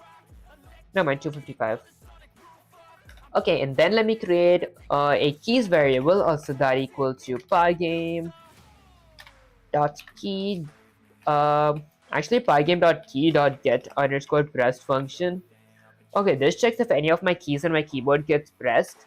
Alright, and then let me go ahead and add a event loop. So event loop. For my event loop, I'm going to be iterating slash looping over all my pygame events. So I'll go with for every event in my pygame.event.get. This basically gets all my pygame event, but I'm looking for a specific type of event. If my event.type equals to pygame.all uppercase quit, I'll set my is underscore running boolean variable to be equal to true. I don't know why did I add a colon there. Okay, and then there we go. And then outside my for loop, I'm going to be resetting like using my clock variable dot the tick function. This is for my FPS. So I'll add my FPS variable which is set to 60. Maybe I'll add a comment that says FPS as well. And then I'll go with pygame.display.flip. This basically updates my display, although pygame.display.update would work exactly the same as pygame.display.flip. That said, I will fix my typo here, display. Okay, and then let me go ahead and add a pygame.quit to quit my pygames, and lastly a sys.exit to exit my Python program. Alright. Okay, let's see, what else would I need? Guys, I feel like I just cramped my hands. God damn. Ah, that hurts. Okay, what else would I need? I actually might need, let's see. Okay, so I gotta find the directions, right? So let me add a comment. Okay, outside my for loop, I'm going to be adding a comment that says enemy chases player. Okay, for my enemy chases player. Honestly, before that, let me add Rex for my player. Rex basically means rectangle. So let me go with, let's say, Rex. For my Rex, I want to try one thing honestly. I'll go with my hero underscore image dot the get underscore rect function. Okay, I don't want to do this because I don't want to set a exact rect, so I'll just go with my hero underscore rect. Okay, I'll set that equal to pygame dot rect. I do want to use my get underscore rect though. I mean, it's the exact same thing. Okay, so I'll be needing an x-axis, y-axis, width, and my hero's x-axis is going to be 100, y-axis is going to be 300, width is going to be 50, height is going to be 50. Okay, so it is a square, and then I'll go for my, let's say, my projectile underscore rect. I'll set that equal to pygame dot capitalize rect. X-axis is going to be 500, y-axis is going to be something like 300. Width is going to be 50, height is going to be 50. Okay. Alright, let's see what else. Okay, honestly, next up, enemy chases player. Under my enemy chases player category, I'm going to be adding a few if statements. So, first if statement is going to be for if my projectile, okay, underscore rect, let me change this to projectile. Okay, so if my projectile dot x-axis is less than my hero underscore rect dot x-axis, then I'm going to be increasing my, wait, hold up, this is me, this is my enemy chasing my player in axes. I'm pretty sure I don't need to do that. Okay, so instead enemy aim logic, so this has got to be projectile aim logic. Okay, let's see. For my projectile aim logic, first I gotta find directions. Okay, so direction x is gonna be equal to, let's see, Let's go with my projectile underscore rect dot x-axis minus my hero underscore rect dot x-axis. My direction y is going to be equal to my projectile underscore rect dot y-axis minus my hero underscore rect dot y-axis. Okay, I spelled projectile underscore rect wrong. Let me copy that, paste it here. Okay, next I needed something like distance, right? So distance is going to be equal to, I'm pretty sure I remember this part, guys, even though the reference code is like open in the next page. Although this is going to be my direction x, the power of 2, was it plus direction y to the power of 2. Okay, and the whole thing is going to be to the power of 0.5. Alright, after this part I forgot, so we'll look at the reference code. Okay, I check if my distance, so let's say if my distance variable here is not equal to 0, I'll go with my direction x divided equals to, I will need a speed variable as well. So let me go ahead and create a speed variable, also that equal to 3 pixels per frame. SPEED, there we go. Okay, this is going to be my speed. Okay, and then I'll go with my direction y divided equals to my speed. Okay, was this correct? Oh no, it is distance, not speed. Okay, distance. Guys, did I really spell distance wrong 2 times? Control V, Control V. Okay, next up. Okay, now I use my enemy speed. So outside my if statement, I'll go ahead and add my projectile underscore rect dot x-axis. I will increase that by my speed, and then I'll go with my projectile underscore rect dot y-axis. I will increase that by my speed as well. Okay, what do I need next? Let's see. Honestly, I actually why is your screen smaller? Is my screen smaller? Like probably because this is like my vertical my vertical stream. Although in my channel I am streaming like vertically and horizontally at the same time, so in the horizontal stream my screen is going to be a bit more wider than my vertical one, if that made any sense. Okay, that said, next up let me go ahead and add my player movement. Okay, for my player movement, let's see, what do I need for my player movement? I'll add a few if statements. If my keys at index of pygame.k is right, if my right key is pressed, I'm going to be increasing my hero underscore rect by 5 pixels per frame. And if my keys at index of pygame.k is left, if my left key is pressed, I'm going to be decreasing my hero underscore rect dot x-axis by 5 pixels per frame. This is going to be decreasing pygame. There's going to be a dot here. This is going to be dot x-axis. Excuse me, guys.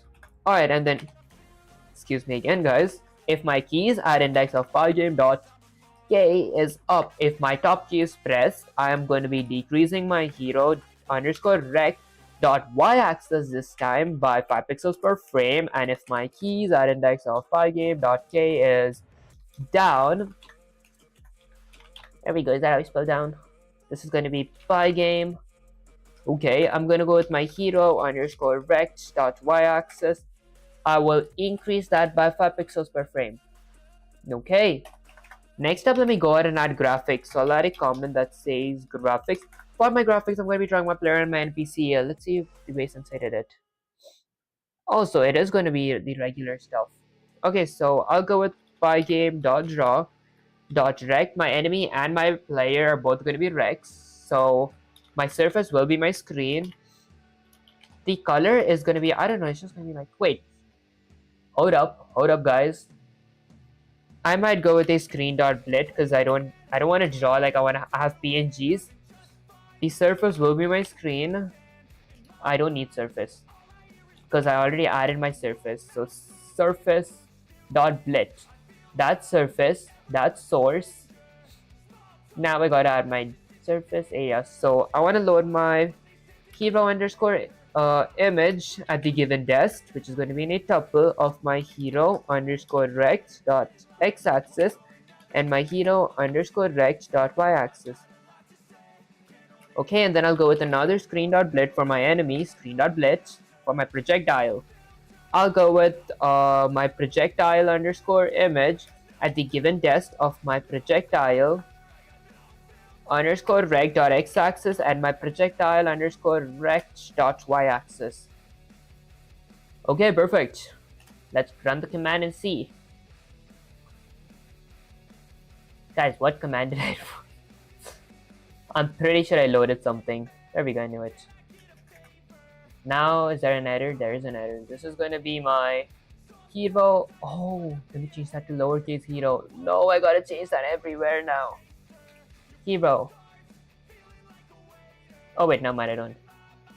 Okay, now if I run the command, why is my... Doesn't my projectile like gotta come towards me? Let's see if I messed up the... I can't even exit my display. Did I add a... Okay, for my event loop, I did add a event loop. Why can't I cancel my display, guys? It's... For every event in pygame.event.type, all this should be false. There we go. My bad, guys, we're good now. Okay, I can at least exit my display. Okay. There needs to be something different in this place. So distance equals to direction x to the power of 2 plus direction y to the power of 2. Did that? The whole thing to the power of 2. If direction... Okay, if distance is not equal to 0, direction x divided by distance, direction y divided by distance. Direction x is going to be... There we go. Okay, so first I add my hero x-axis minus my projectile's x-axis. And then I delete this part. I go with my hero.y-axis minus my projectile. Okay, wait, this is going to be hero.x-axis. There we go. Now I've run the command. Why does it like leave me? Okay, that's player minus enemy. Da-da-da. Okay, and then enemy plus equals to speed. What if I change that to minus equals? That shouldn't make a difference, right? Okay, projectile y-axis minus equals. I mean, that should like make a difference, but he doesn't follow me. Let's go with Control Z, Control Z. Okay, I'll go with a Control A, Control C. Let me get Sensei here. There we go. Y keep up, you reducing 5px. Y key up. Y key up, you're reducing 5 pixels. Do you mean like key up here? Okay, up. Yeah, for up, like when I hit the top key, my player goes up. This basically means, because like in Python, the top is like if you reduce and the bottom is if you increase. That's kind of messed up for like this thing, because like if I run the command, with this setting, my player can like move perfect. So like if I hit the top key, he goes up. If I hit the bottom key, he goes down. If I hit the left key, or he goes left, right key, he goes right. Okay, so that's basically in Python. It's like if you want to go top, you reduce. If you want to go on the bottom, you increase. If you want to go to the left side, you you decrease. If you want to go to the right side, you increase.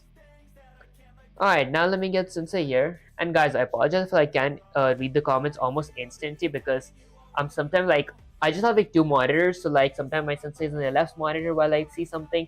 That said, let me paste that a bunch of space and say Sensei, I feel like I messed up. Messed up, exclamation. Okay, let's see. Vivek, I see exactly where you blew it. You calculated distance x and distance y correctly, but you never used them. Instead, okay, you're just adding speed to both projectile x and projectile y axis. Okay, so projectile x axis plus equals to... Okay, here's the thing. Didn't like Sensei back up here say me like... I literally copied what Sensei said. Okay, never mind. I didn't copy it correct, guys. Damn, 250 days is crazy. Honestly, I feel it's pretty less in my opinion. I wanted to keep it a bit more, but I'll leave that for the next time. Next time I might go with like another 350, because like I want to like add it up to like 1,000 in total, like eventually like get it to 1,000. That said, I'm not like sure about that. Let me actually get Sensei here. Okay, let's see. So I basically messed up here, so this should be my the projectile underscore rect plus equals to, this is going to be my direction x multiplied by my speed. Okay, and this is going to be my direction y multiplied by my speed. Okay, now if I run the command. Oh wow, they actually chased me. Okay, perfect, I think. Okay. I wish I knew this like while like in my day 100 for my Python for 100 days series. That was actually going to be pretty good. Okay, that's it. Let me copy this. And guys, I honestly might need to end the stream a little sooner than usual because I do gotta record a lot of videos, edit, and I have an exam coming up next week. Okay, let me say Subsay. I feel like I got this. I just need more practice now. Okay, let's see. Okay, got it. Vivek, finally I can hear your brains click. Okay, yes, this is exactly how aim logic works. That projectile now actually follows your hero, not just blindly diagonally. Not just blindingly diagonally. Okay. You're the stage where practice is everything. Spawn multiple projectiles that all track the player, change their speed dynamically, make the player dodge them, maybe even add collision logic, try combining projectile plus enemy chase. Suddenly your game feels alive. Vivek, keep experimenting with this until aim logic is second nature. Once you master it, okay, let me say, should say, can I get a do I want to do a mini child or like a mini project or an instructional based questions? Let's go with a mini project. Okay, let's see. Vivek, alright, listen up. I've got a mini project that will tell you to combine everything you've learned about movement, even aim and things, and PNGs. This is not for the faint of heart, but I know you can handle it. Perfect. Dodge the dragon's fire. Goal. Your hero can move around the screen. A dragon or enemy stays in place or moves slowly but fire projectiles at your hero. You must dodge the projectile. Each hit reduces health. Survival as long as possible. I see. Your hero can move around the screen. Dragon or enemy stays in a place or moves slowly. Okay, but fire projectiles at your hero. You must dodge the projectiles. Oh, I see. Okay, okay. Requirements: hero PNG, dragon PNG, health bar, game over, optional, stretch goals. Da, da, da. Okay, this is going to be fun. Wait, this mini project ties together player movement with PNG, enemy aim logic, projectiles with aiming, health bar slash damage mechanics. Alright, let me get Sensei here. Okay, let him cook. He's cooking. Hell yeah. Guys, I don't know much about me cooking. I think let me just read this part real quick. Okay, direction x, direction y, distance, if distance is not zero, there, okay, perfect. Okay, so let me start off by importing Pygame. I'll import Pygame. Honestly, I'll even import sys, and then let me initialize Pygame by typing pygame.init. Okay, after initializing Pygame, let's see. Let me go ahead and create my display. So I'll add a display comment. I'll create two variables. First is going to be a width variable, and then I'll have a height variable. My width variable is going to be 1000, and height variable is going to be 650. Then let me go ahead and create a screen variable that equals to pygame.display.set underscore mode. My mode is going to be set to a tuple, which is going to be my display's width and height. Okay, maybe let me add a caption as well. So I'll go with pygame.display.set underscore caption. Okay, I forgot. What was the name that Sensei said before the game? Let's see. Okay, dodge the dragon's fire. Alright. So let me go ahead and add dodge the dragon's fire. Dodge the dragon's fire. Maybe I'll title case the whole stuff. Okay, next up, let me go ahead and add a few, let's say, game variables. Okay, so what all would I need? Honestly, I actually might add a gravity variable. So I'll create a gravity variable, also that equals to 0.5. Okay, and after gravity, let's see, I might need a clock variable, also that equals to pygame.time.capitalize clock.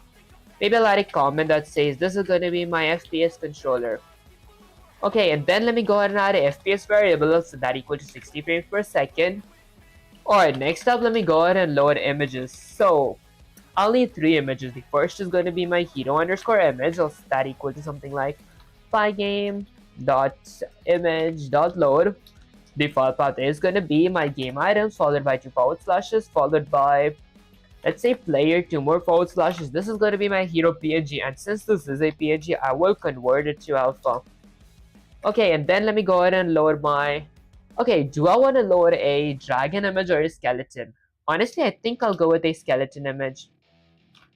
There we go. Skeleton underscore image. Okay, and then maybe delete that. Okay, I'll set my skeleton underscore image to be equal to pygame.image.load. I'll give the file path. My file path is going to be game items. Okay, there we go. Game items followed by 2 forward slashes, followed by NPCs, 2 more forward slashes. This is going to be my skeleton image. And well, since this is a PNG, I will convert it to alpha. Okay, perfect. And then let me go ahead and load my, let's see.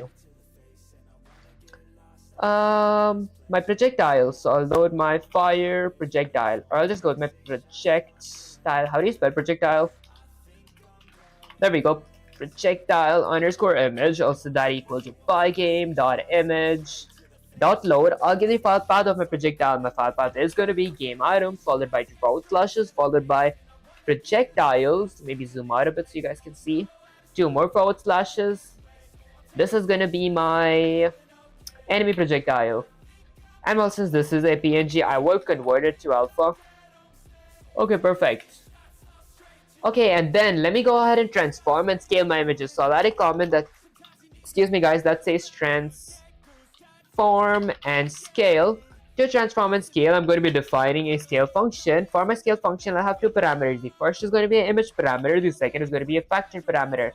My factor is going to be set to 0.1 by default. Okay, next up, let me go ahead and return pygame.transform.scale. I want to transform my image. The size is going to be in a tuple. Maybe I'll go in a new line, go with integer. Now I'm going to be getting the width of my image and multiplying it by my factor, and then I'll get the height of my image and multiply it by my factor. But before that, I'll drink some water. Kinda dehydrated, guys.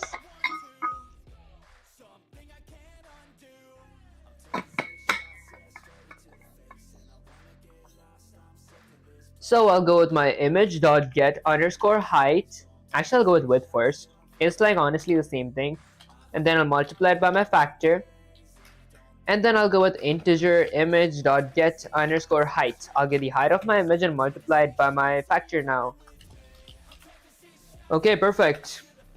Okay, and then let me transform my images. I'll go with my hero underscore image. So that equal to pygame. Actually, not pygame.image. I'll invoke my scale function. I want to scale my hero underscore image. My hero underscore image factor is going to be 0.1, but for my skeleton underscore image, also that equal to invoke my scale function. I want to scale my skeleton underscore image. The size will be relatively bigger than my hero, so like 3, the factor. And then my projectile underscore image, also that equal to pygame.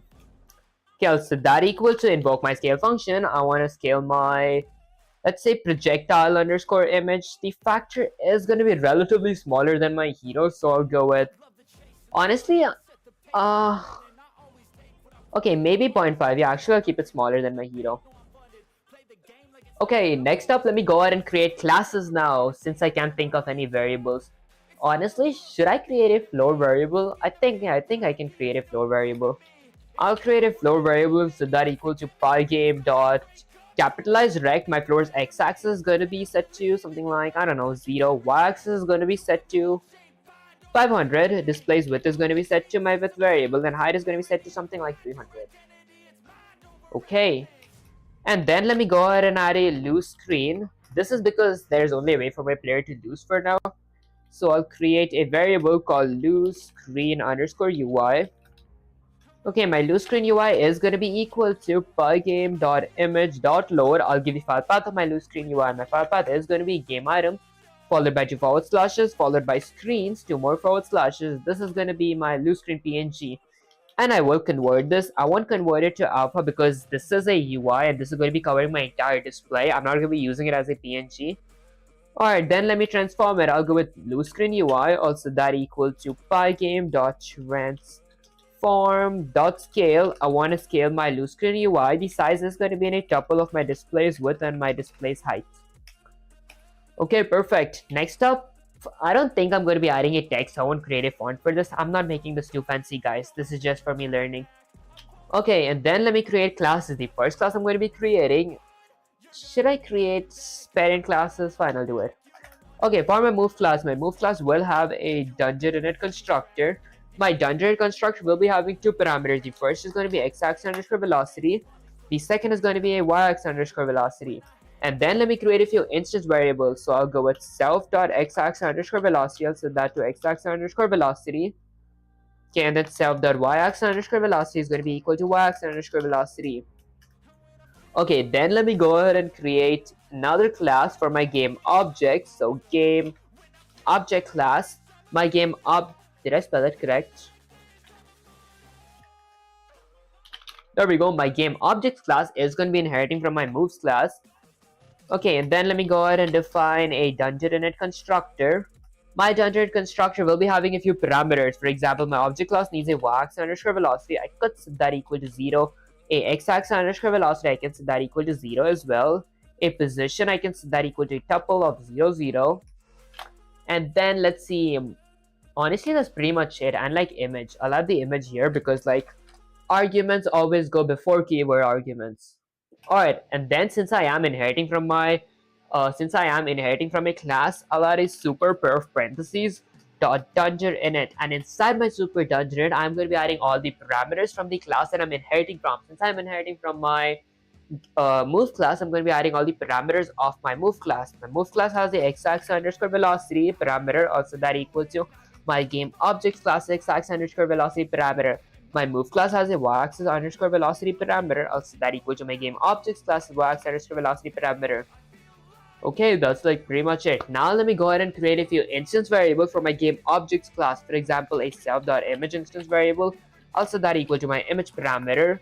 A self.rect instance variable, also that equal to my self.image.beget underscore rect function. My rect position is going to be set to top left, which is going to be equal to my position. Okay, and lastly, let me go ahead and create a self.mask. I don't know much about mask, guys, because do I want to do a pixel perfect collision? When did you first start programming? Honestly, if today is like my first day of my programming for 250 days, I started programming exactly 101 days ago. Like, I don't remember the exact date, but in my channel, if you go to the Python for 100 days series, my first ever video there is like when I first ever started programming. Although it was like 7 days before that, because that one video had like 7 days clumped inside of it, if that made any sense. Okay, I should have noted my date. Okay, that said, let me go ahead and add pygame.mask.from underscore surface. Okay, my surface is going to be my self.image. Alright, perfect. Let's see what else would I need. Honestly, let me go ahead and define a few functions now. Actually, a few methods now, because functions inside of classes are called methods.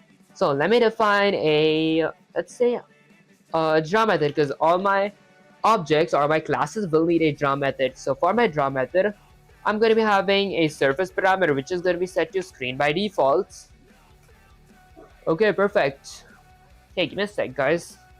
Let me just message my sister and Sarah to leave from here because like it's too noisy. There we go.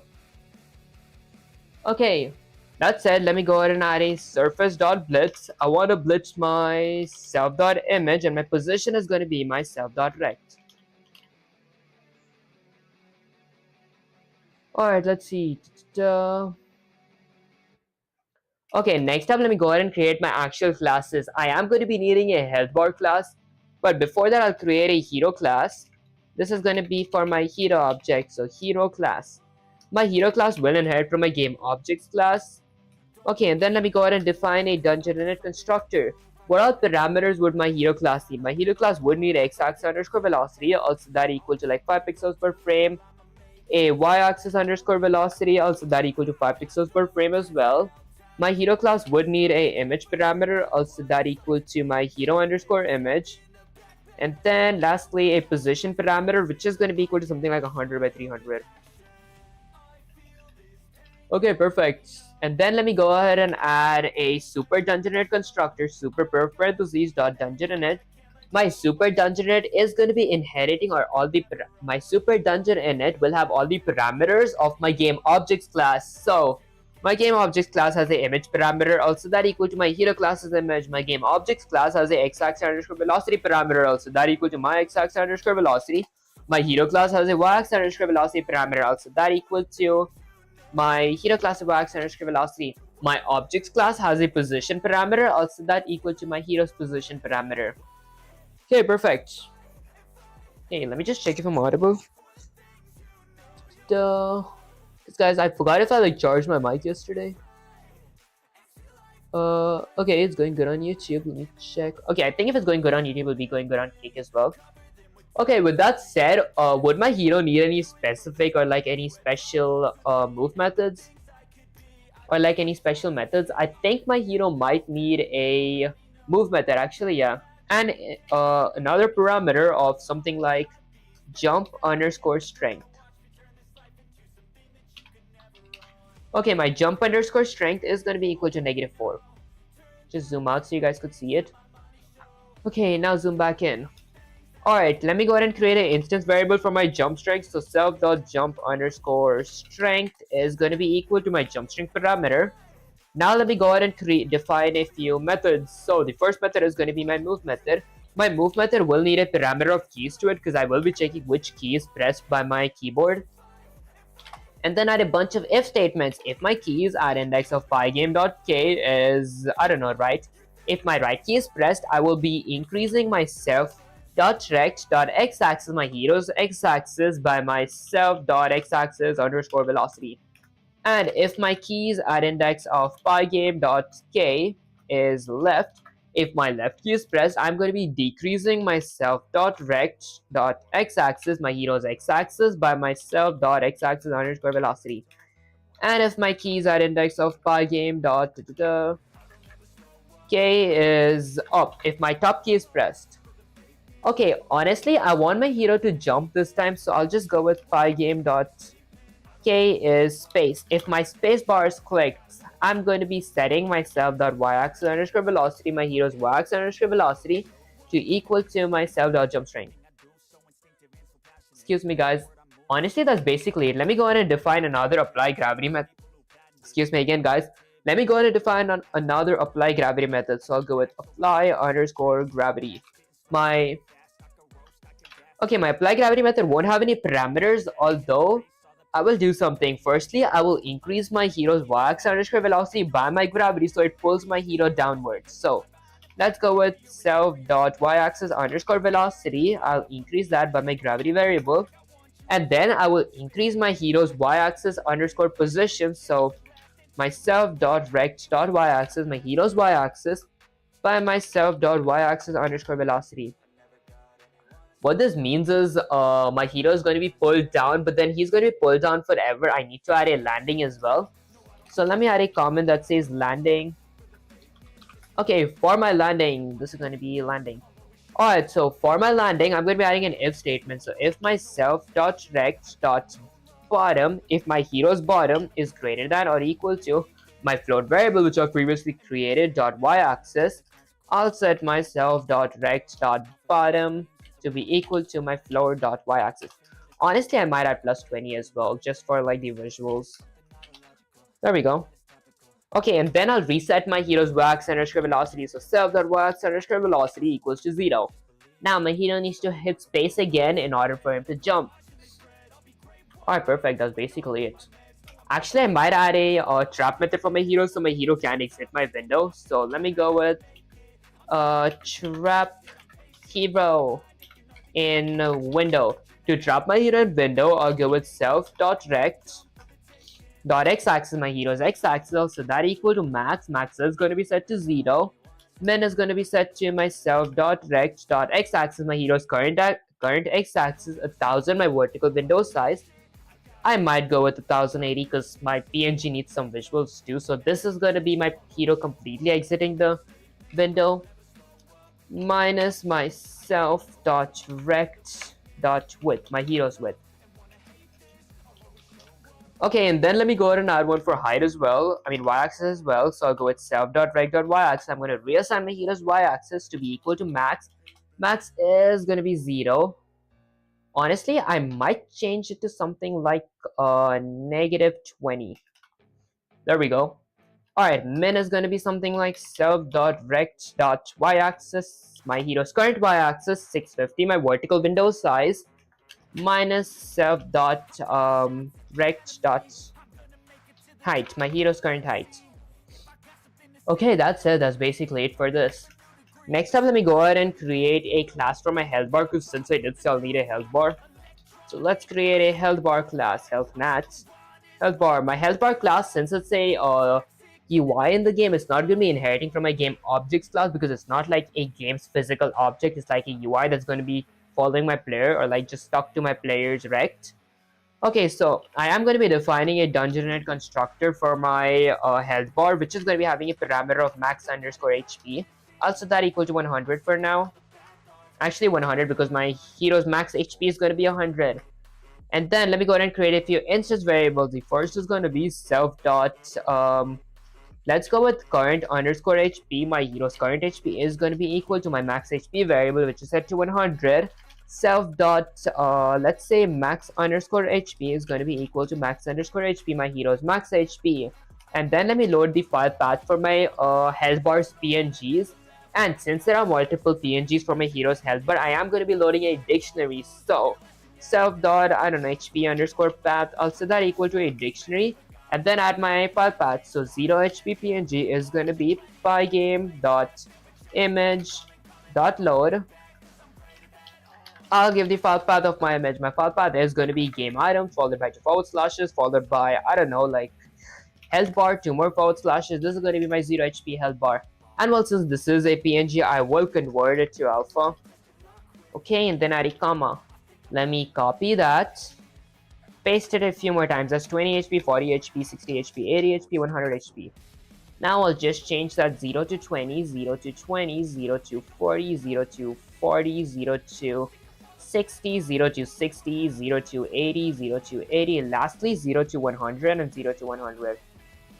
Okay, next up, let me iterate over my dictionaries. So I'll go with for every key in my self.hp path, I'll go with self.hp path at index of key equals to, I'll invoke my scale function because I want to scale all my specific keys values, if that made any sense.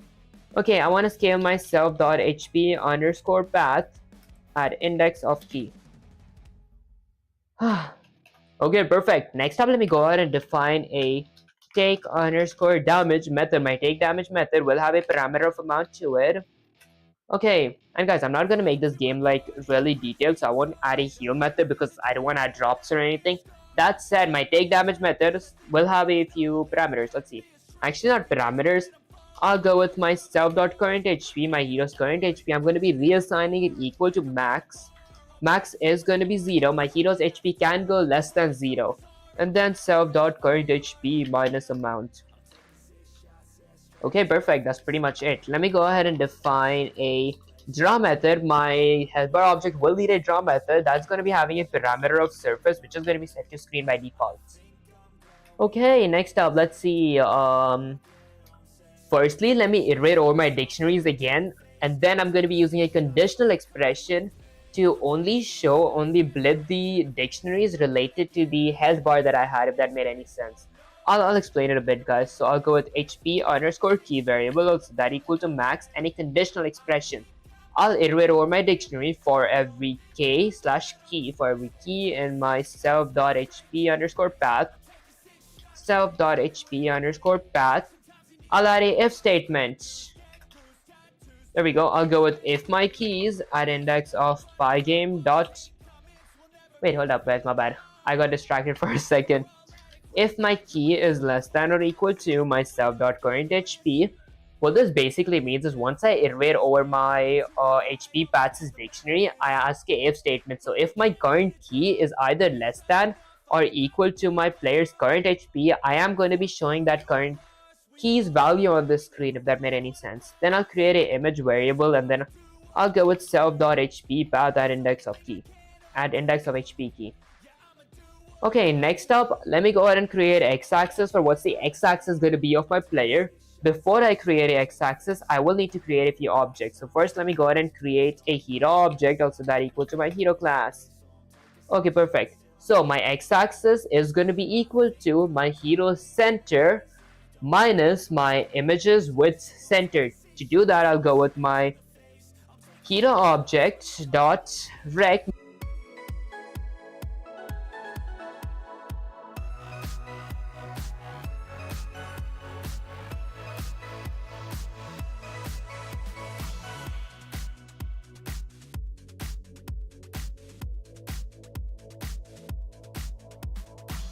Oh, mic testing, mic testing. Okay, guys, I didn't even realize when my OBS just crashed. That was awful. I'm glad I checked if my stream was going good. Okay, that said, I didn't do that much more. I just went with whatchamacallit. I added my x-axis and y-axis, and then I went with like a surface.blit. I created an object from a health bar, then added my event loop, added a screen.fill, filled my screen. Okay, went with a keys variable, set that equal to pygame.key.get_press to check if my key got pressed. And then I iterated over my pygame events, and now I check for a specific type of event. If my event.type equals to pygame.quit, I'll set my is_running boolean variable to be equal to false. Okay, and then let's see what else. Outside my for loop, I'll go with a clock.tick. This is going to be my FPS. I'll add my FPS variable. Maybe I'll add a comment here that says FPS.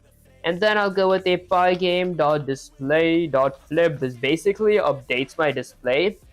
And then I'll go with a pygame.quit. This exits my pygame. And then I'll go with a sys.exit that exits my Python. Okay, why is our screen smaller? Okay, with that said, what is the next thing that Sensei said to do? Let's see. Okay, so Sensei said hero PNG, health bar logic. Okay, health bar for hero. I did that. Decreases health. Game over. Okay, stretch goals. If you feel spicy, multiple dragons flying at once, different projectiles. Okay, I see. Okay, next up, let's see. Okay, so first I need to find direction x, direction y, distance x. Okay, so maybe under my event loop, under my for loop here. Let's see, I might do something. Okay, what do I do? I drink some water to jog my memory, guys. And I do probably gotta go like after this code. Because I like gotta record a video for my 100 series ending, and then even like make a few shorts and then study for my exam, which is like next week. Okay, that said, first let me go ahead and add my player movement. Actually, this is going to be my game object details. For my game object details, I'll go with my hero object.theMove method. Okay, and this is going to be the keys parameter. Alright, next up, let's see. I might add graphics as well, so I'll go with the graphics. For my graphics, I'll go with my hero object.draw. This is going to draw my hero. And then my health_bar object.theDraw method. That's going to draw my health bar. Did I add a dragon class? I did. So let me go ahead and add my dragon class as well. I'll create a class for my dragon, and my dragon class will inherit from my game objects class. I will define a dungeon init constructor. My dungeon constructor will have a few parameters like x_velocity equals to 5 pixels per frame, y_velocity equals to 5 pixels per frame as well. My dragon won't be moving, so let me just change that to 0 and 0. Guys, I want my dragon to be still. And then let's see, my image is going to be equal to my dragon image. My position is going to be equal to a tuple of x-axis is going to be set to something like 600, y-axis is going to be set to 100. Okay, that looks pretty decent, doesn't it? Okay, then let me go ahead and add a super pair of parentheses dot dungeon init. Now inside of my super dungeon init, after I fix my typo here, Okay, I'm going to be adding all the parameters of the class that I'm inheriting from. Since I'm inheriting from my game objects class, I'm going to be adding all the parameters of my game objects class inside of my super dungeon in it.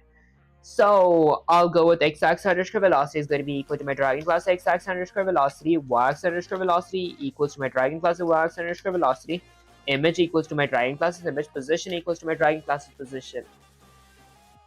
Excuse me guys, and that's basically it for this. Okay, under my graphics, I'll go with I will create a dragon, there we go, a dragon underscore, not image, dragon object, also that equal to my dragon class. Okay, and then I'll go with a dragon, my dragon object dot the draw method. Alright, perfect. Hero dot draw, hellbar dot draw, dragon dot draw. Okay, I need to add a projectile class as well. So under my health bar class, I will be adding a projectile class as well. So I'll create a class for my how do you spell projectile? There we go, projectile class. And the question is, will my projectile class inherit from my game objects class? Honestly, yeah, it will. So I'll give it game objects. And then let's define a dungeon init constructor. There we go. Okay, so what are parameters my projectile class need? Did I load my projectile class image? I did load a projectile class image, okay. So let me go with a image parameter first. This is going to be equal to my projectile class's image, and then x-axis underscore velocity as well, which is going to be equal to, I don't know, like 4 pixels or like 3 pixels per frame. A y-axis underscore velocity, which is going to be equal to 3 pixels per frame as well. Let's say something like position is going to be equal to none. Position equals to none.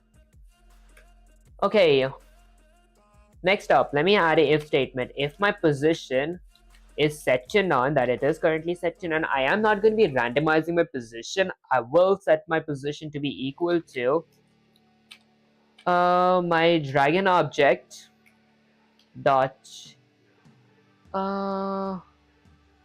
rect dot x-axis, my dragon object's x-axis. Okay, if that doesn't make sense, I think it makes sense, right? Niranjan said hi. How are you doing, Niranjan? I appreciate you joining this stream. Okay, that said, that looks pretty good. That looks pretty good. And then outside my if statement, I'll go ahead and add a super parentheses dot dungeon init constructor. My dungeon init constructor. Maybe I fixed my typo of super. Okay, so my super dungeon init constructor is going to be having all the parameters from the class that I'm inheriting from. Since I'm inheriting from my game objects class, I'm going to be having all the parameters from my game objects class. So my game objects class has an image parameter, also that equal to my projectile class's image. My game objects class has an x-axis underscore velocity, also that to my projectile class's x-axis underscore velocity. This is going to be x. And then my game objects class has a y-axis underscore velocity, also that equal to my projectile class of y-axis underscore velocity. Lastly, my game objects class has a position parameter, also that equal to my projectile class's position parameter. Okay, and that's pretty much it actually. Actually, I might add a few methods now. Okay, the method that I'm going to be adding, what is this called? Is project aim logic. So, aim logic. For my aim logic, let's see, I will be copying this part though, not like copy pasting, but like copying, like seeing the reference. Direction X is going to be equal to, first it's going to be my hero. Okay, so my hero object dot my hero's rect dot x-axis minus my projectile object. Okay, so it is going to be my projectile object. Do I want to create, okay, wait, never mind. Instead of projectile object, I'll go with self dot rect dot x-axis. Alright, hero.rect. Isn't this like supposed to work? I'm very sure this is supposed to work. I'm like, actually, my game objects class has a x-axis. Oh,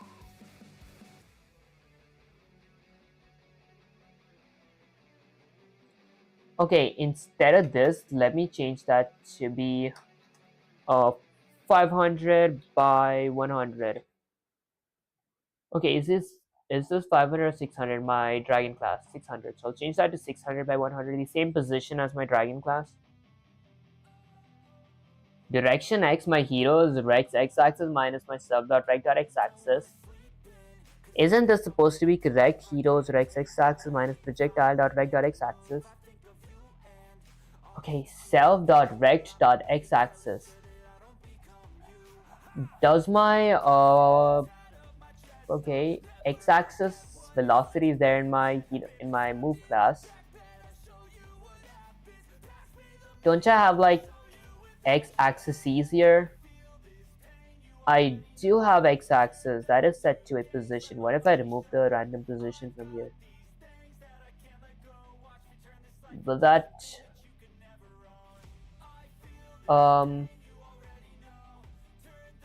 okay.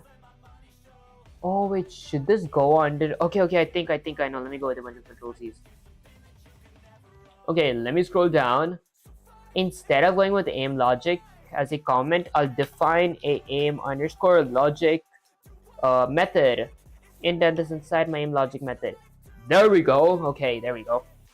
Kind of panic for a second. Direction y is going to be equal to my hero dot rect dot y-axis minus myself dot rect dot y-axis. Okay, perfect. And then I'll need a distance, so I'll create a distance variable also that equal to a tuple of my direction x to the power of 2 plus my direction y to the power of 2. The whole thing is going to be to the power of 0.5. Okay, let's see. And then I add a if statement. So if my distance is not equal to 0, if my distance isn't equal to 0, I'm going to be doing something. What am I going to be doing? I'll go with direction x divided equals to my distance. And then I'll go with direction y divided equals to my distance as well, distance. Okay, perfect. And then outside my if statement, I move projectile along the normalized vector. I gotta learn the definition of vectors. So I'll add a comment that says move projectile along the normalized vector. Normalized. There we go. Normalized vector. Did I spell normalized correct? Normalize. There we go. Normalized vector. Okay, so to move it, first I go with my projectiles x-axis. I increase that by my direction x, and I multiply that by my speed. I think I see. So I go with my self.rect.x-axis, my projectiles x-axis. I increase that by my direction x multiplied by my self.x-axis underscore velocity. And then I go with self.rect.y-axis, my projectile's y-axis. I increase that by my direction y multiplied by my self.rect.y-axis underscore velocity. Actually, not rect, self.y-axis underscore velocity. Okay, that's basically it, right? Okay, so underneath my game objects class, I'll go with my, let me create a projectiles object real quick right here. I'll go with projectile, I'll set that equal to my projectile class. Okay, and now maybe I delete that extra space there. Okay, now under my game objects class, I'll go with my projectile object dot the aim logic. Okay, so I implemented aim logic here. Next up, let me go ahead and draw a floor because my player needs a place to stand on. I'll go with pygame.draw.rect. My floor surface is going to be my screen. My floor's color, the RGB color is going to be 145.108 by 0. This is basically brown. And then I'll go with my floor variables attributes. Okay, pygame.draw.rect. Alright, if I were to run the command now, just delete that extra space.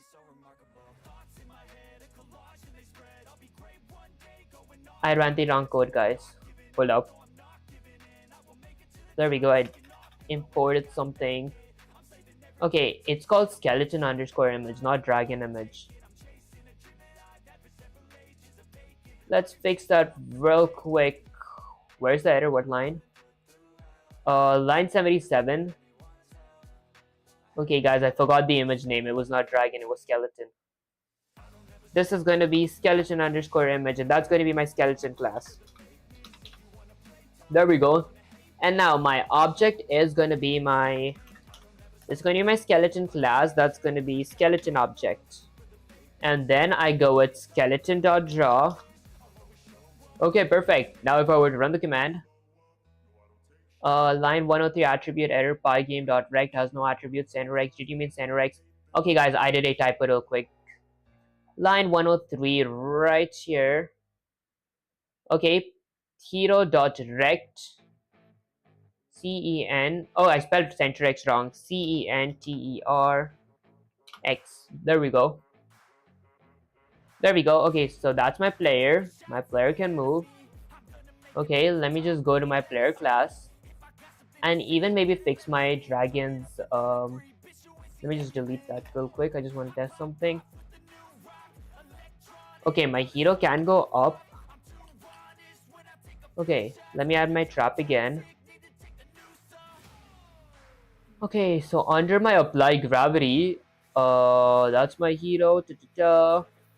Okay, for my dragon image, let's get invisible real quick. I'll change that to 100 by 100. Now if I run the command, where's my dragon at? Should I change this to 0 by 0? So like the top left. Okay, let's see. I have my health bar. Does my hero have a health bar above his? Okay, he does have a health bar that moves with him. So the health bar logic's correct. So the centerx isn't the issue. Okay, that's skeleton, health bar, hero, projectile. Okay, I go with my skeleton.draw. Since my skeleton inherits from my game objects class, my game objects class has a draw method surface.blitz. I blitz my health bar. Okay. 600 by 100. Instead, I change my position of my health of my skeleton. Oh, it's set to 0 and 0. Okay, let me change that to 500 by 405. Now if I run the command, where's my skeleton? That should like literally be drawn here. I can like move around. I can jump. That should be my hero class. Okay. Trap hero, I'll change that to 0. Okay. Let me go to my jump logic. Y-axis is going to be equal to my jump strength. Y-axis velocity. This part's pretty much correct. Okay, I can go right, I can go to the left. But for my jump strength, I remember doing this mistake before. I know exactly where I messed up. Let's see. Self dot, this is going to be max. Max is going to be 0. Min is going to be my self dot current. I honestly remember messing up in this exact position. I increased my y-axis velocity by my gravity. My self dot y-axis velocity increases by my... Okay. If my bottom is greater than or equal to... Wait, why is my hero like kind of bugged there? He's gotta like most likely fall down. Okay, I can move. Let's think what's wrong with this now. When I blitz my hero, okay, so he should fall down if my self-direct at bottom is either above my floor or equal to my floor dot y-axis plus 20. That part's correct. Okay, projectiles logic looks pretty correct. Let me change that to 100 as well to just check the positioning. Okay, why doesn't anything draw on my screen? Is it because of my screen.fill? Let me go to my main game loop. I filled my screen here, added my keys, game objects. My move works correct. Okay, let me go ahead and go with my hero.apply gravity. Okay, there we go. I forgot to apply gravity, guys. My bad. There we go. Now my hero can move with apply gravity. Okay. Alright, perfect. Now, the only thing that I gotta figure out is where the actual, this thing is my hero and my projectile. Hold up, guys. We'll get that. Get that. X-axis 100. Let's change the x-axis to be 300. Projectile is not being seen. Okay, I think I know why. My projectile needs a automate method, right? Okay, at least my skeleton should be seen. Okay, for my skeleton to be seen. Okay, what did I scale him to be? I scaled my skeleton to be size 3. Let me remove that. Now I'll be able to see my skeleton. There. What if I make my skeleton a little bigger, like 1.5? He goes to the shadow realm, guys. Let's change this to be 100.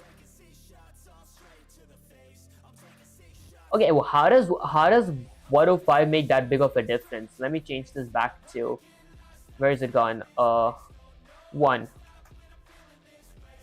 Oh, it's 0.1 that time. Okay, never mind. Let me change this to 0.5. Okay. Projectile is going to be 0.05.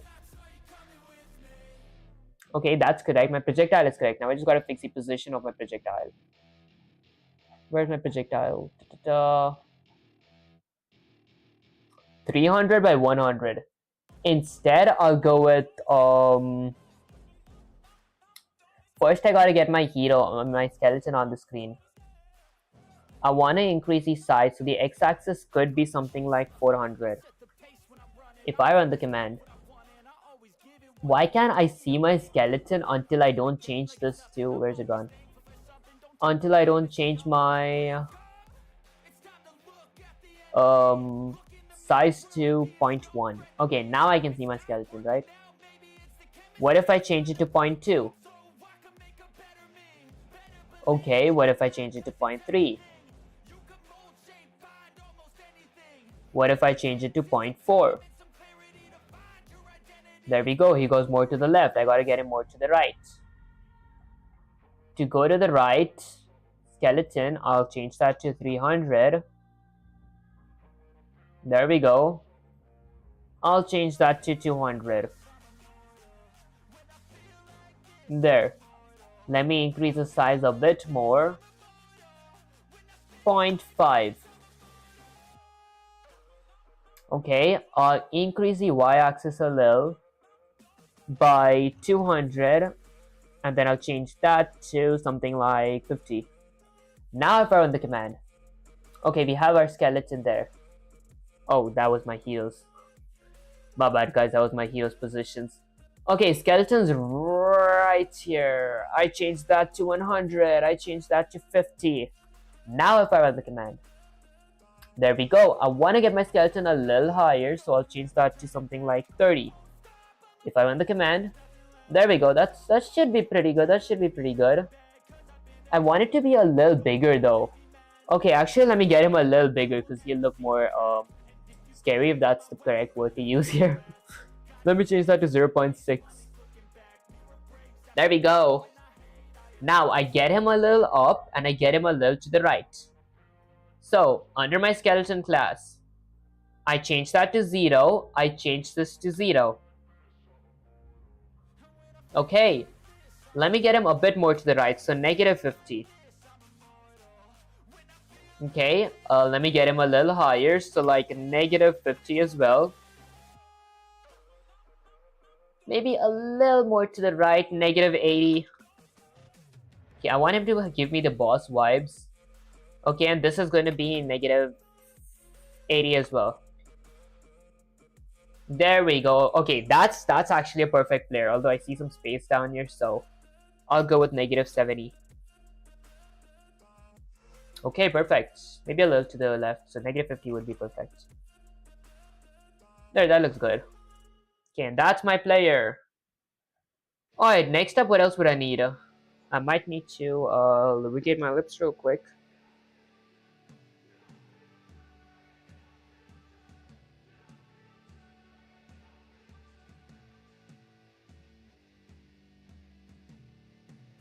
Guys, my lips are kind of chapped. I mean, not chapped, kind of dry. That's it. Let me check if my stream's going good. Okay, YouTube stream's going good. Great, man. Keep it up. I appreciate you, Kiran. Okay, and guys, sometimes if I like don't see the comments is because like I'm either looking at the screen.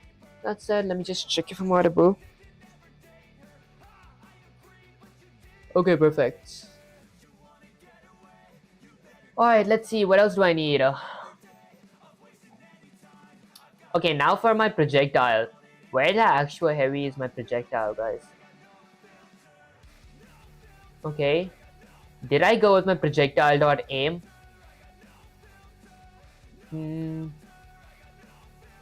Okay, let's go with a control. Control C gets Sensei here. Okay, let me paste it at a bunch of spaces and say Sensei. I did the kind of layout, although I don't I can't figure out why the aim logic isn't working, question mark. Let's see. Vivek, you built a whole layout like a mad lad, but you slipped in the execution. Let me tear this apart so you can see this where so you can see where the aim logic is joking. The problem inside your projectile class define aim logic self. Looks fine at first glance, right? But there's the trick. Self.rect.x-axis and self.rect.y-axis are the top left corner of your projectile. Your hero spawns by its rect center, or at least visually looks like that. So the projectile isn't calculating the center of the hero. It's offset. Okay, so I should maybe go with minus. Okay, I know it. Okay, but wait, another issue. Right now the projectile is always re-aiming every frame at the hero. That means doesn't travel like a shot. It's just magnetically following you. If you want true projectile bullets, calculate direction once. Okay, first let me try the old version. Okay, so basically the only thing that I like kind of messed up was, where did I even mess up actually? I feel like I got it correct. Okay, divided by 2. Okay, aim logic, direction axis hero, center x minus self.rect.x. Okay, self.rect.center x. Okay, and this is going to be center y. Honestly, I never heard of center y. This is the first time. Okay, self dot. This is going to be center x. Okay, and that's going to be center y. Did I spell center x correct? Let me copy that, paste it here. Okay, dot rect dot center x, and instead of y, I'll go with center center y. Okay, if I run the command, okay, I don't see a projectile. Alright, and then distance is going to be direction x to the power of 2 plus direction y to the power of 2. If distance is not equal to 0, direction x divided equals to distance, direction y divided equals distance. Okay, self.rect.x-axis increases by direction x multiplied by self.x.y-axis. Self.rect.y-axis increases by direction y. Huh. Okay, let me go with the control. Control C gets Sensei back here again. Okay, pasted a bunch of space Sensei. I feel like I messed up again, question mark. Okay, let's see. Vivek, you didn't just mess up, you spawned a projectile that doesn't even exist on the screen. Let me roast you into clarity. The mistake, you created a projectile but never drew. Oh my gosh. Alright guys, hold up. Didn't I draw the projectile on the screen? Please tell me I did not. Let me go with my projectile object, the draw function. Actually, draw method. There we go.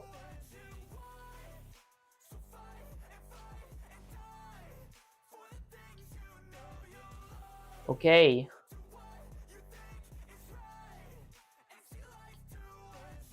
Okay, if my projectile hits my player, take damage. Okay, honestly, I didn't have my projectiles take damage. I didn't use my take damage function here, but honestly, I like actually gotta go because like I gotta record my YouTube video before the sun sets. And also, let me actually go to my main camera for this. There we go. Alrighty guys, that was basically it for the stream. Now what I was saying before, I honestly gotta go like real soon because I do have an exam for my college that's not related to coding whatsoever, because many people ask me on Discord, they're like, do I take programming courses? I do not take programming courses. It's everything but programming. I can't wait to take programming courses. That aside, I do have an exam next week. I don't know if I studied at all for it. That aside, since my 100 series is over, I gotta record a video on that, add multiple shorts, edit those videos. That aside, so I will be ending the video here. And if you guys enjoyed this video, don't forget to like or subscribe. Like helps with my algorithm, sharing makes me smile, and subscribing is like and cherry on top. And guys, I did start multi-streaming on Twitch, Kick, and YouTube, so if you guys haven't followed me there and you guys enjoy my content, make sure you guys follow me there. And if you guys are watching me from either Kick or Twitch, if you guys haven't subscribed to me on YouTube and you guys enjoy my content, make sure to subscribe to me on YouTube. We're really close to 1,000 subscribers. That said, I'll catch you guys on the next live stream or video. Peace.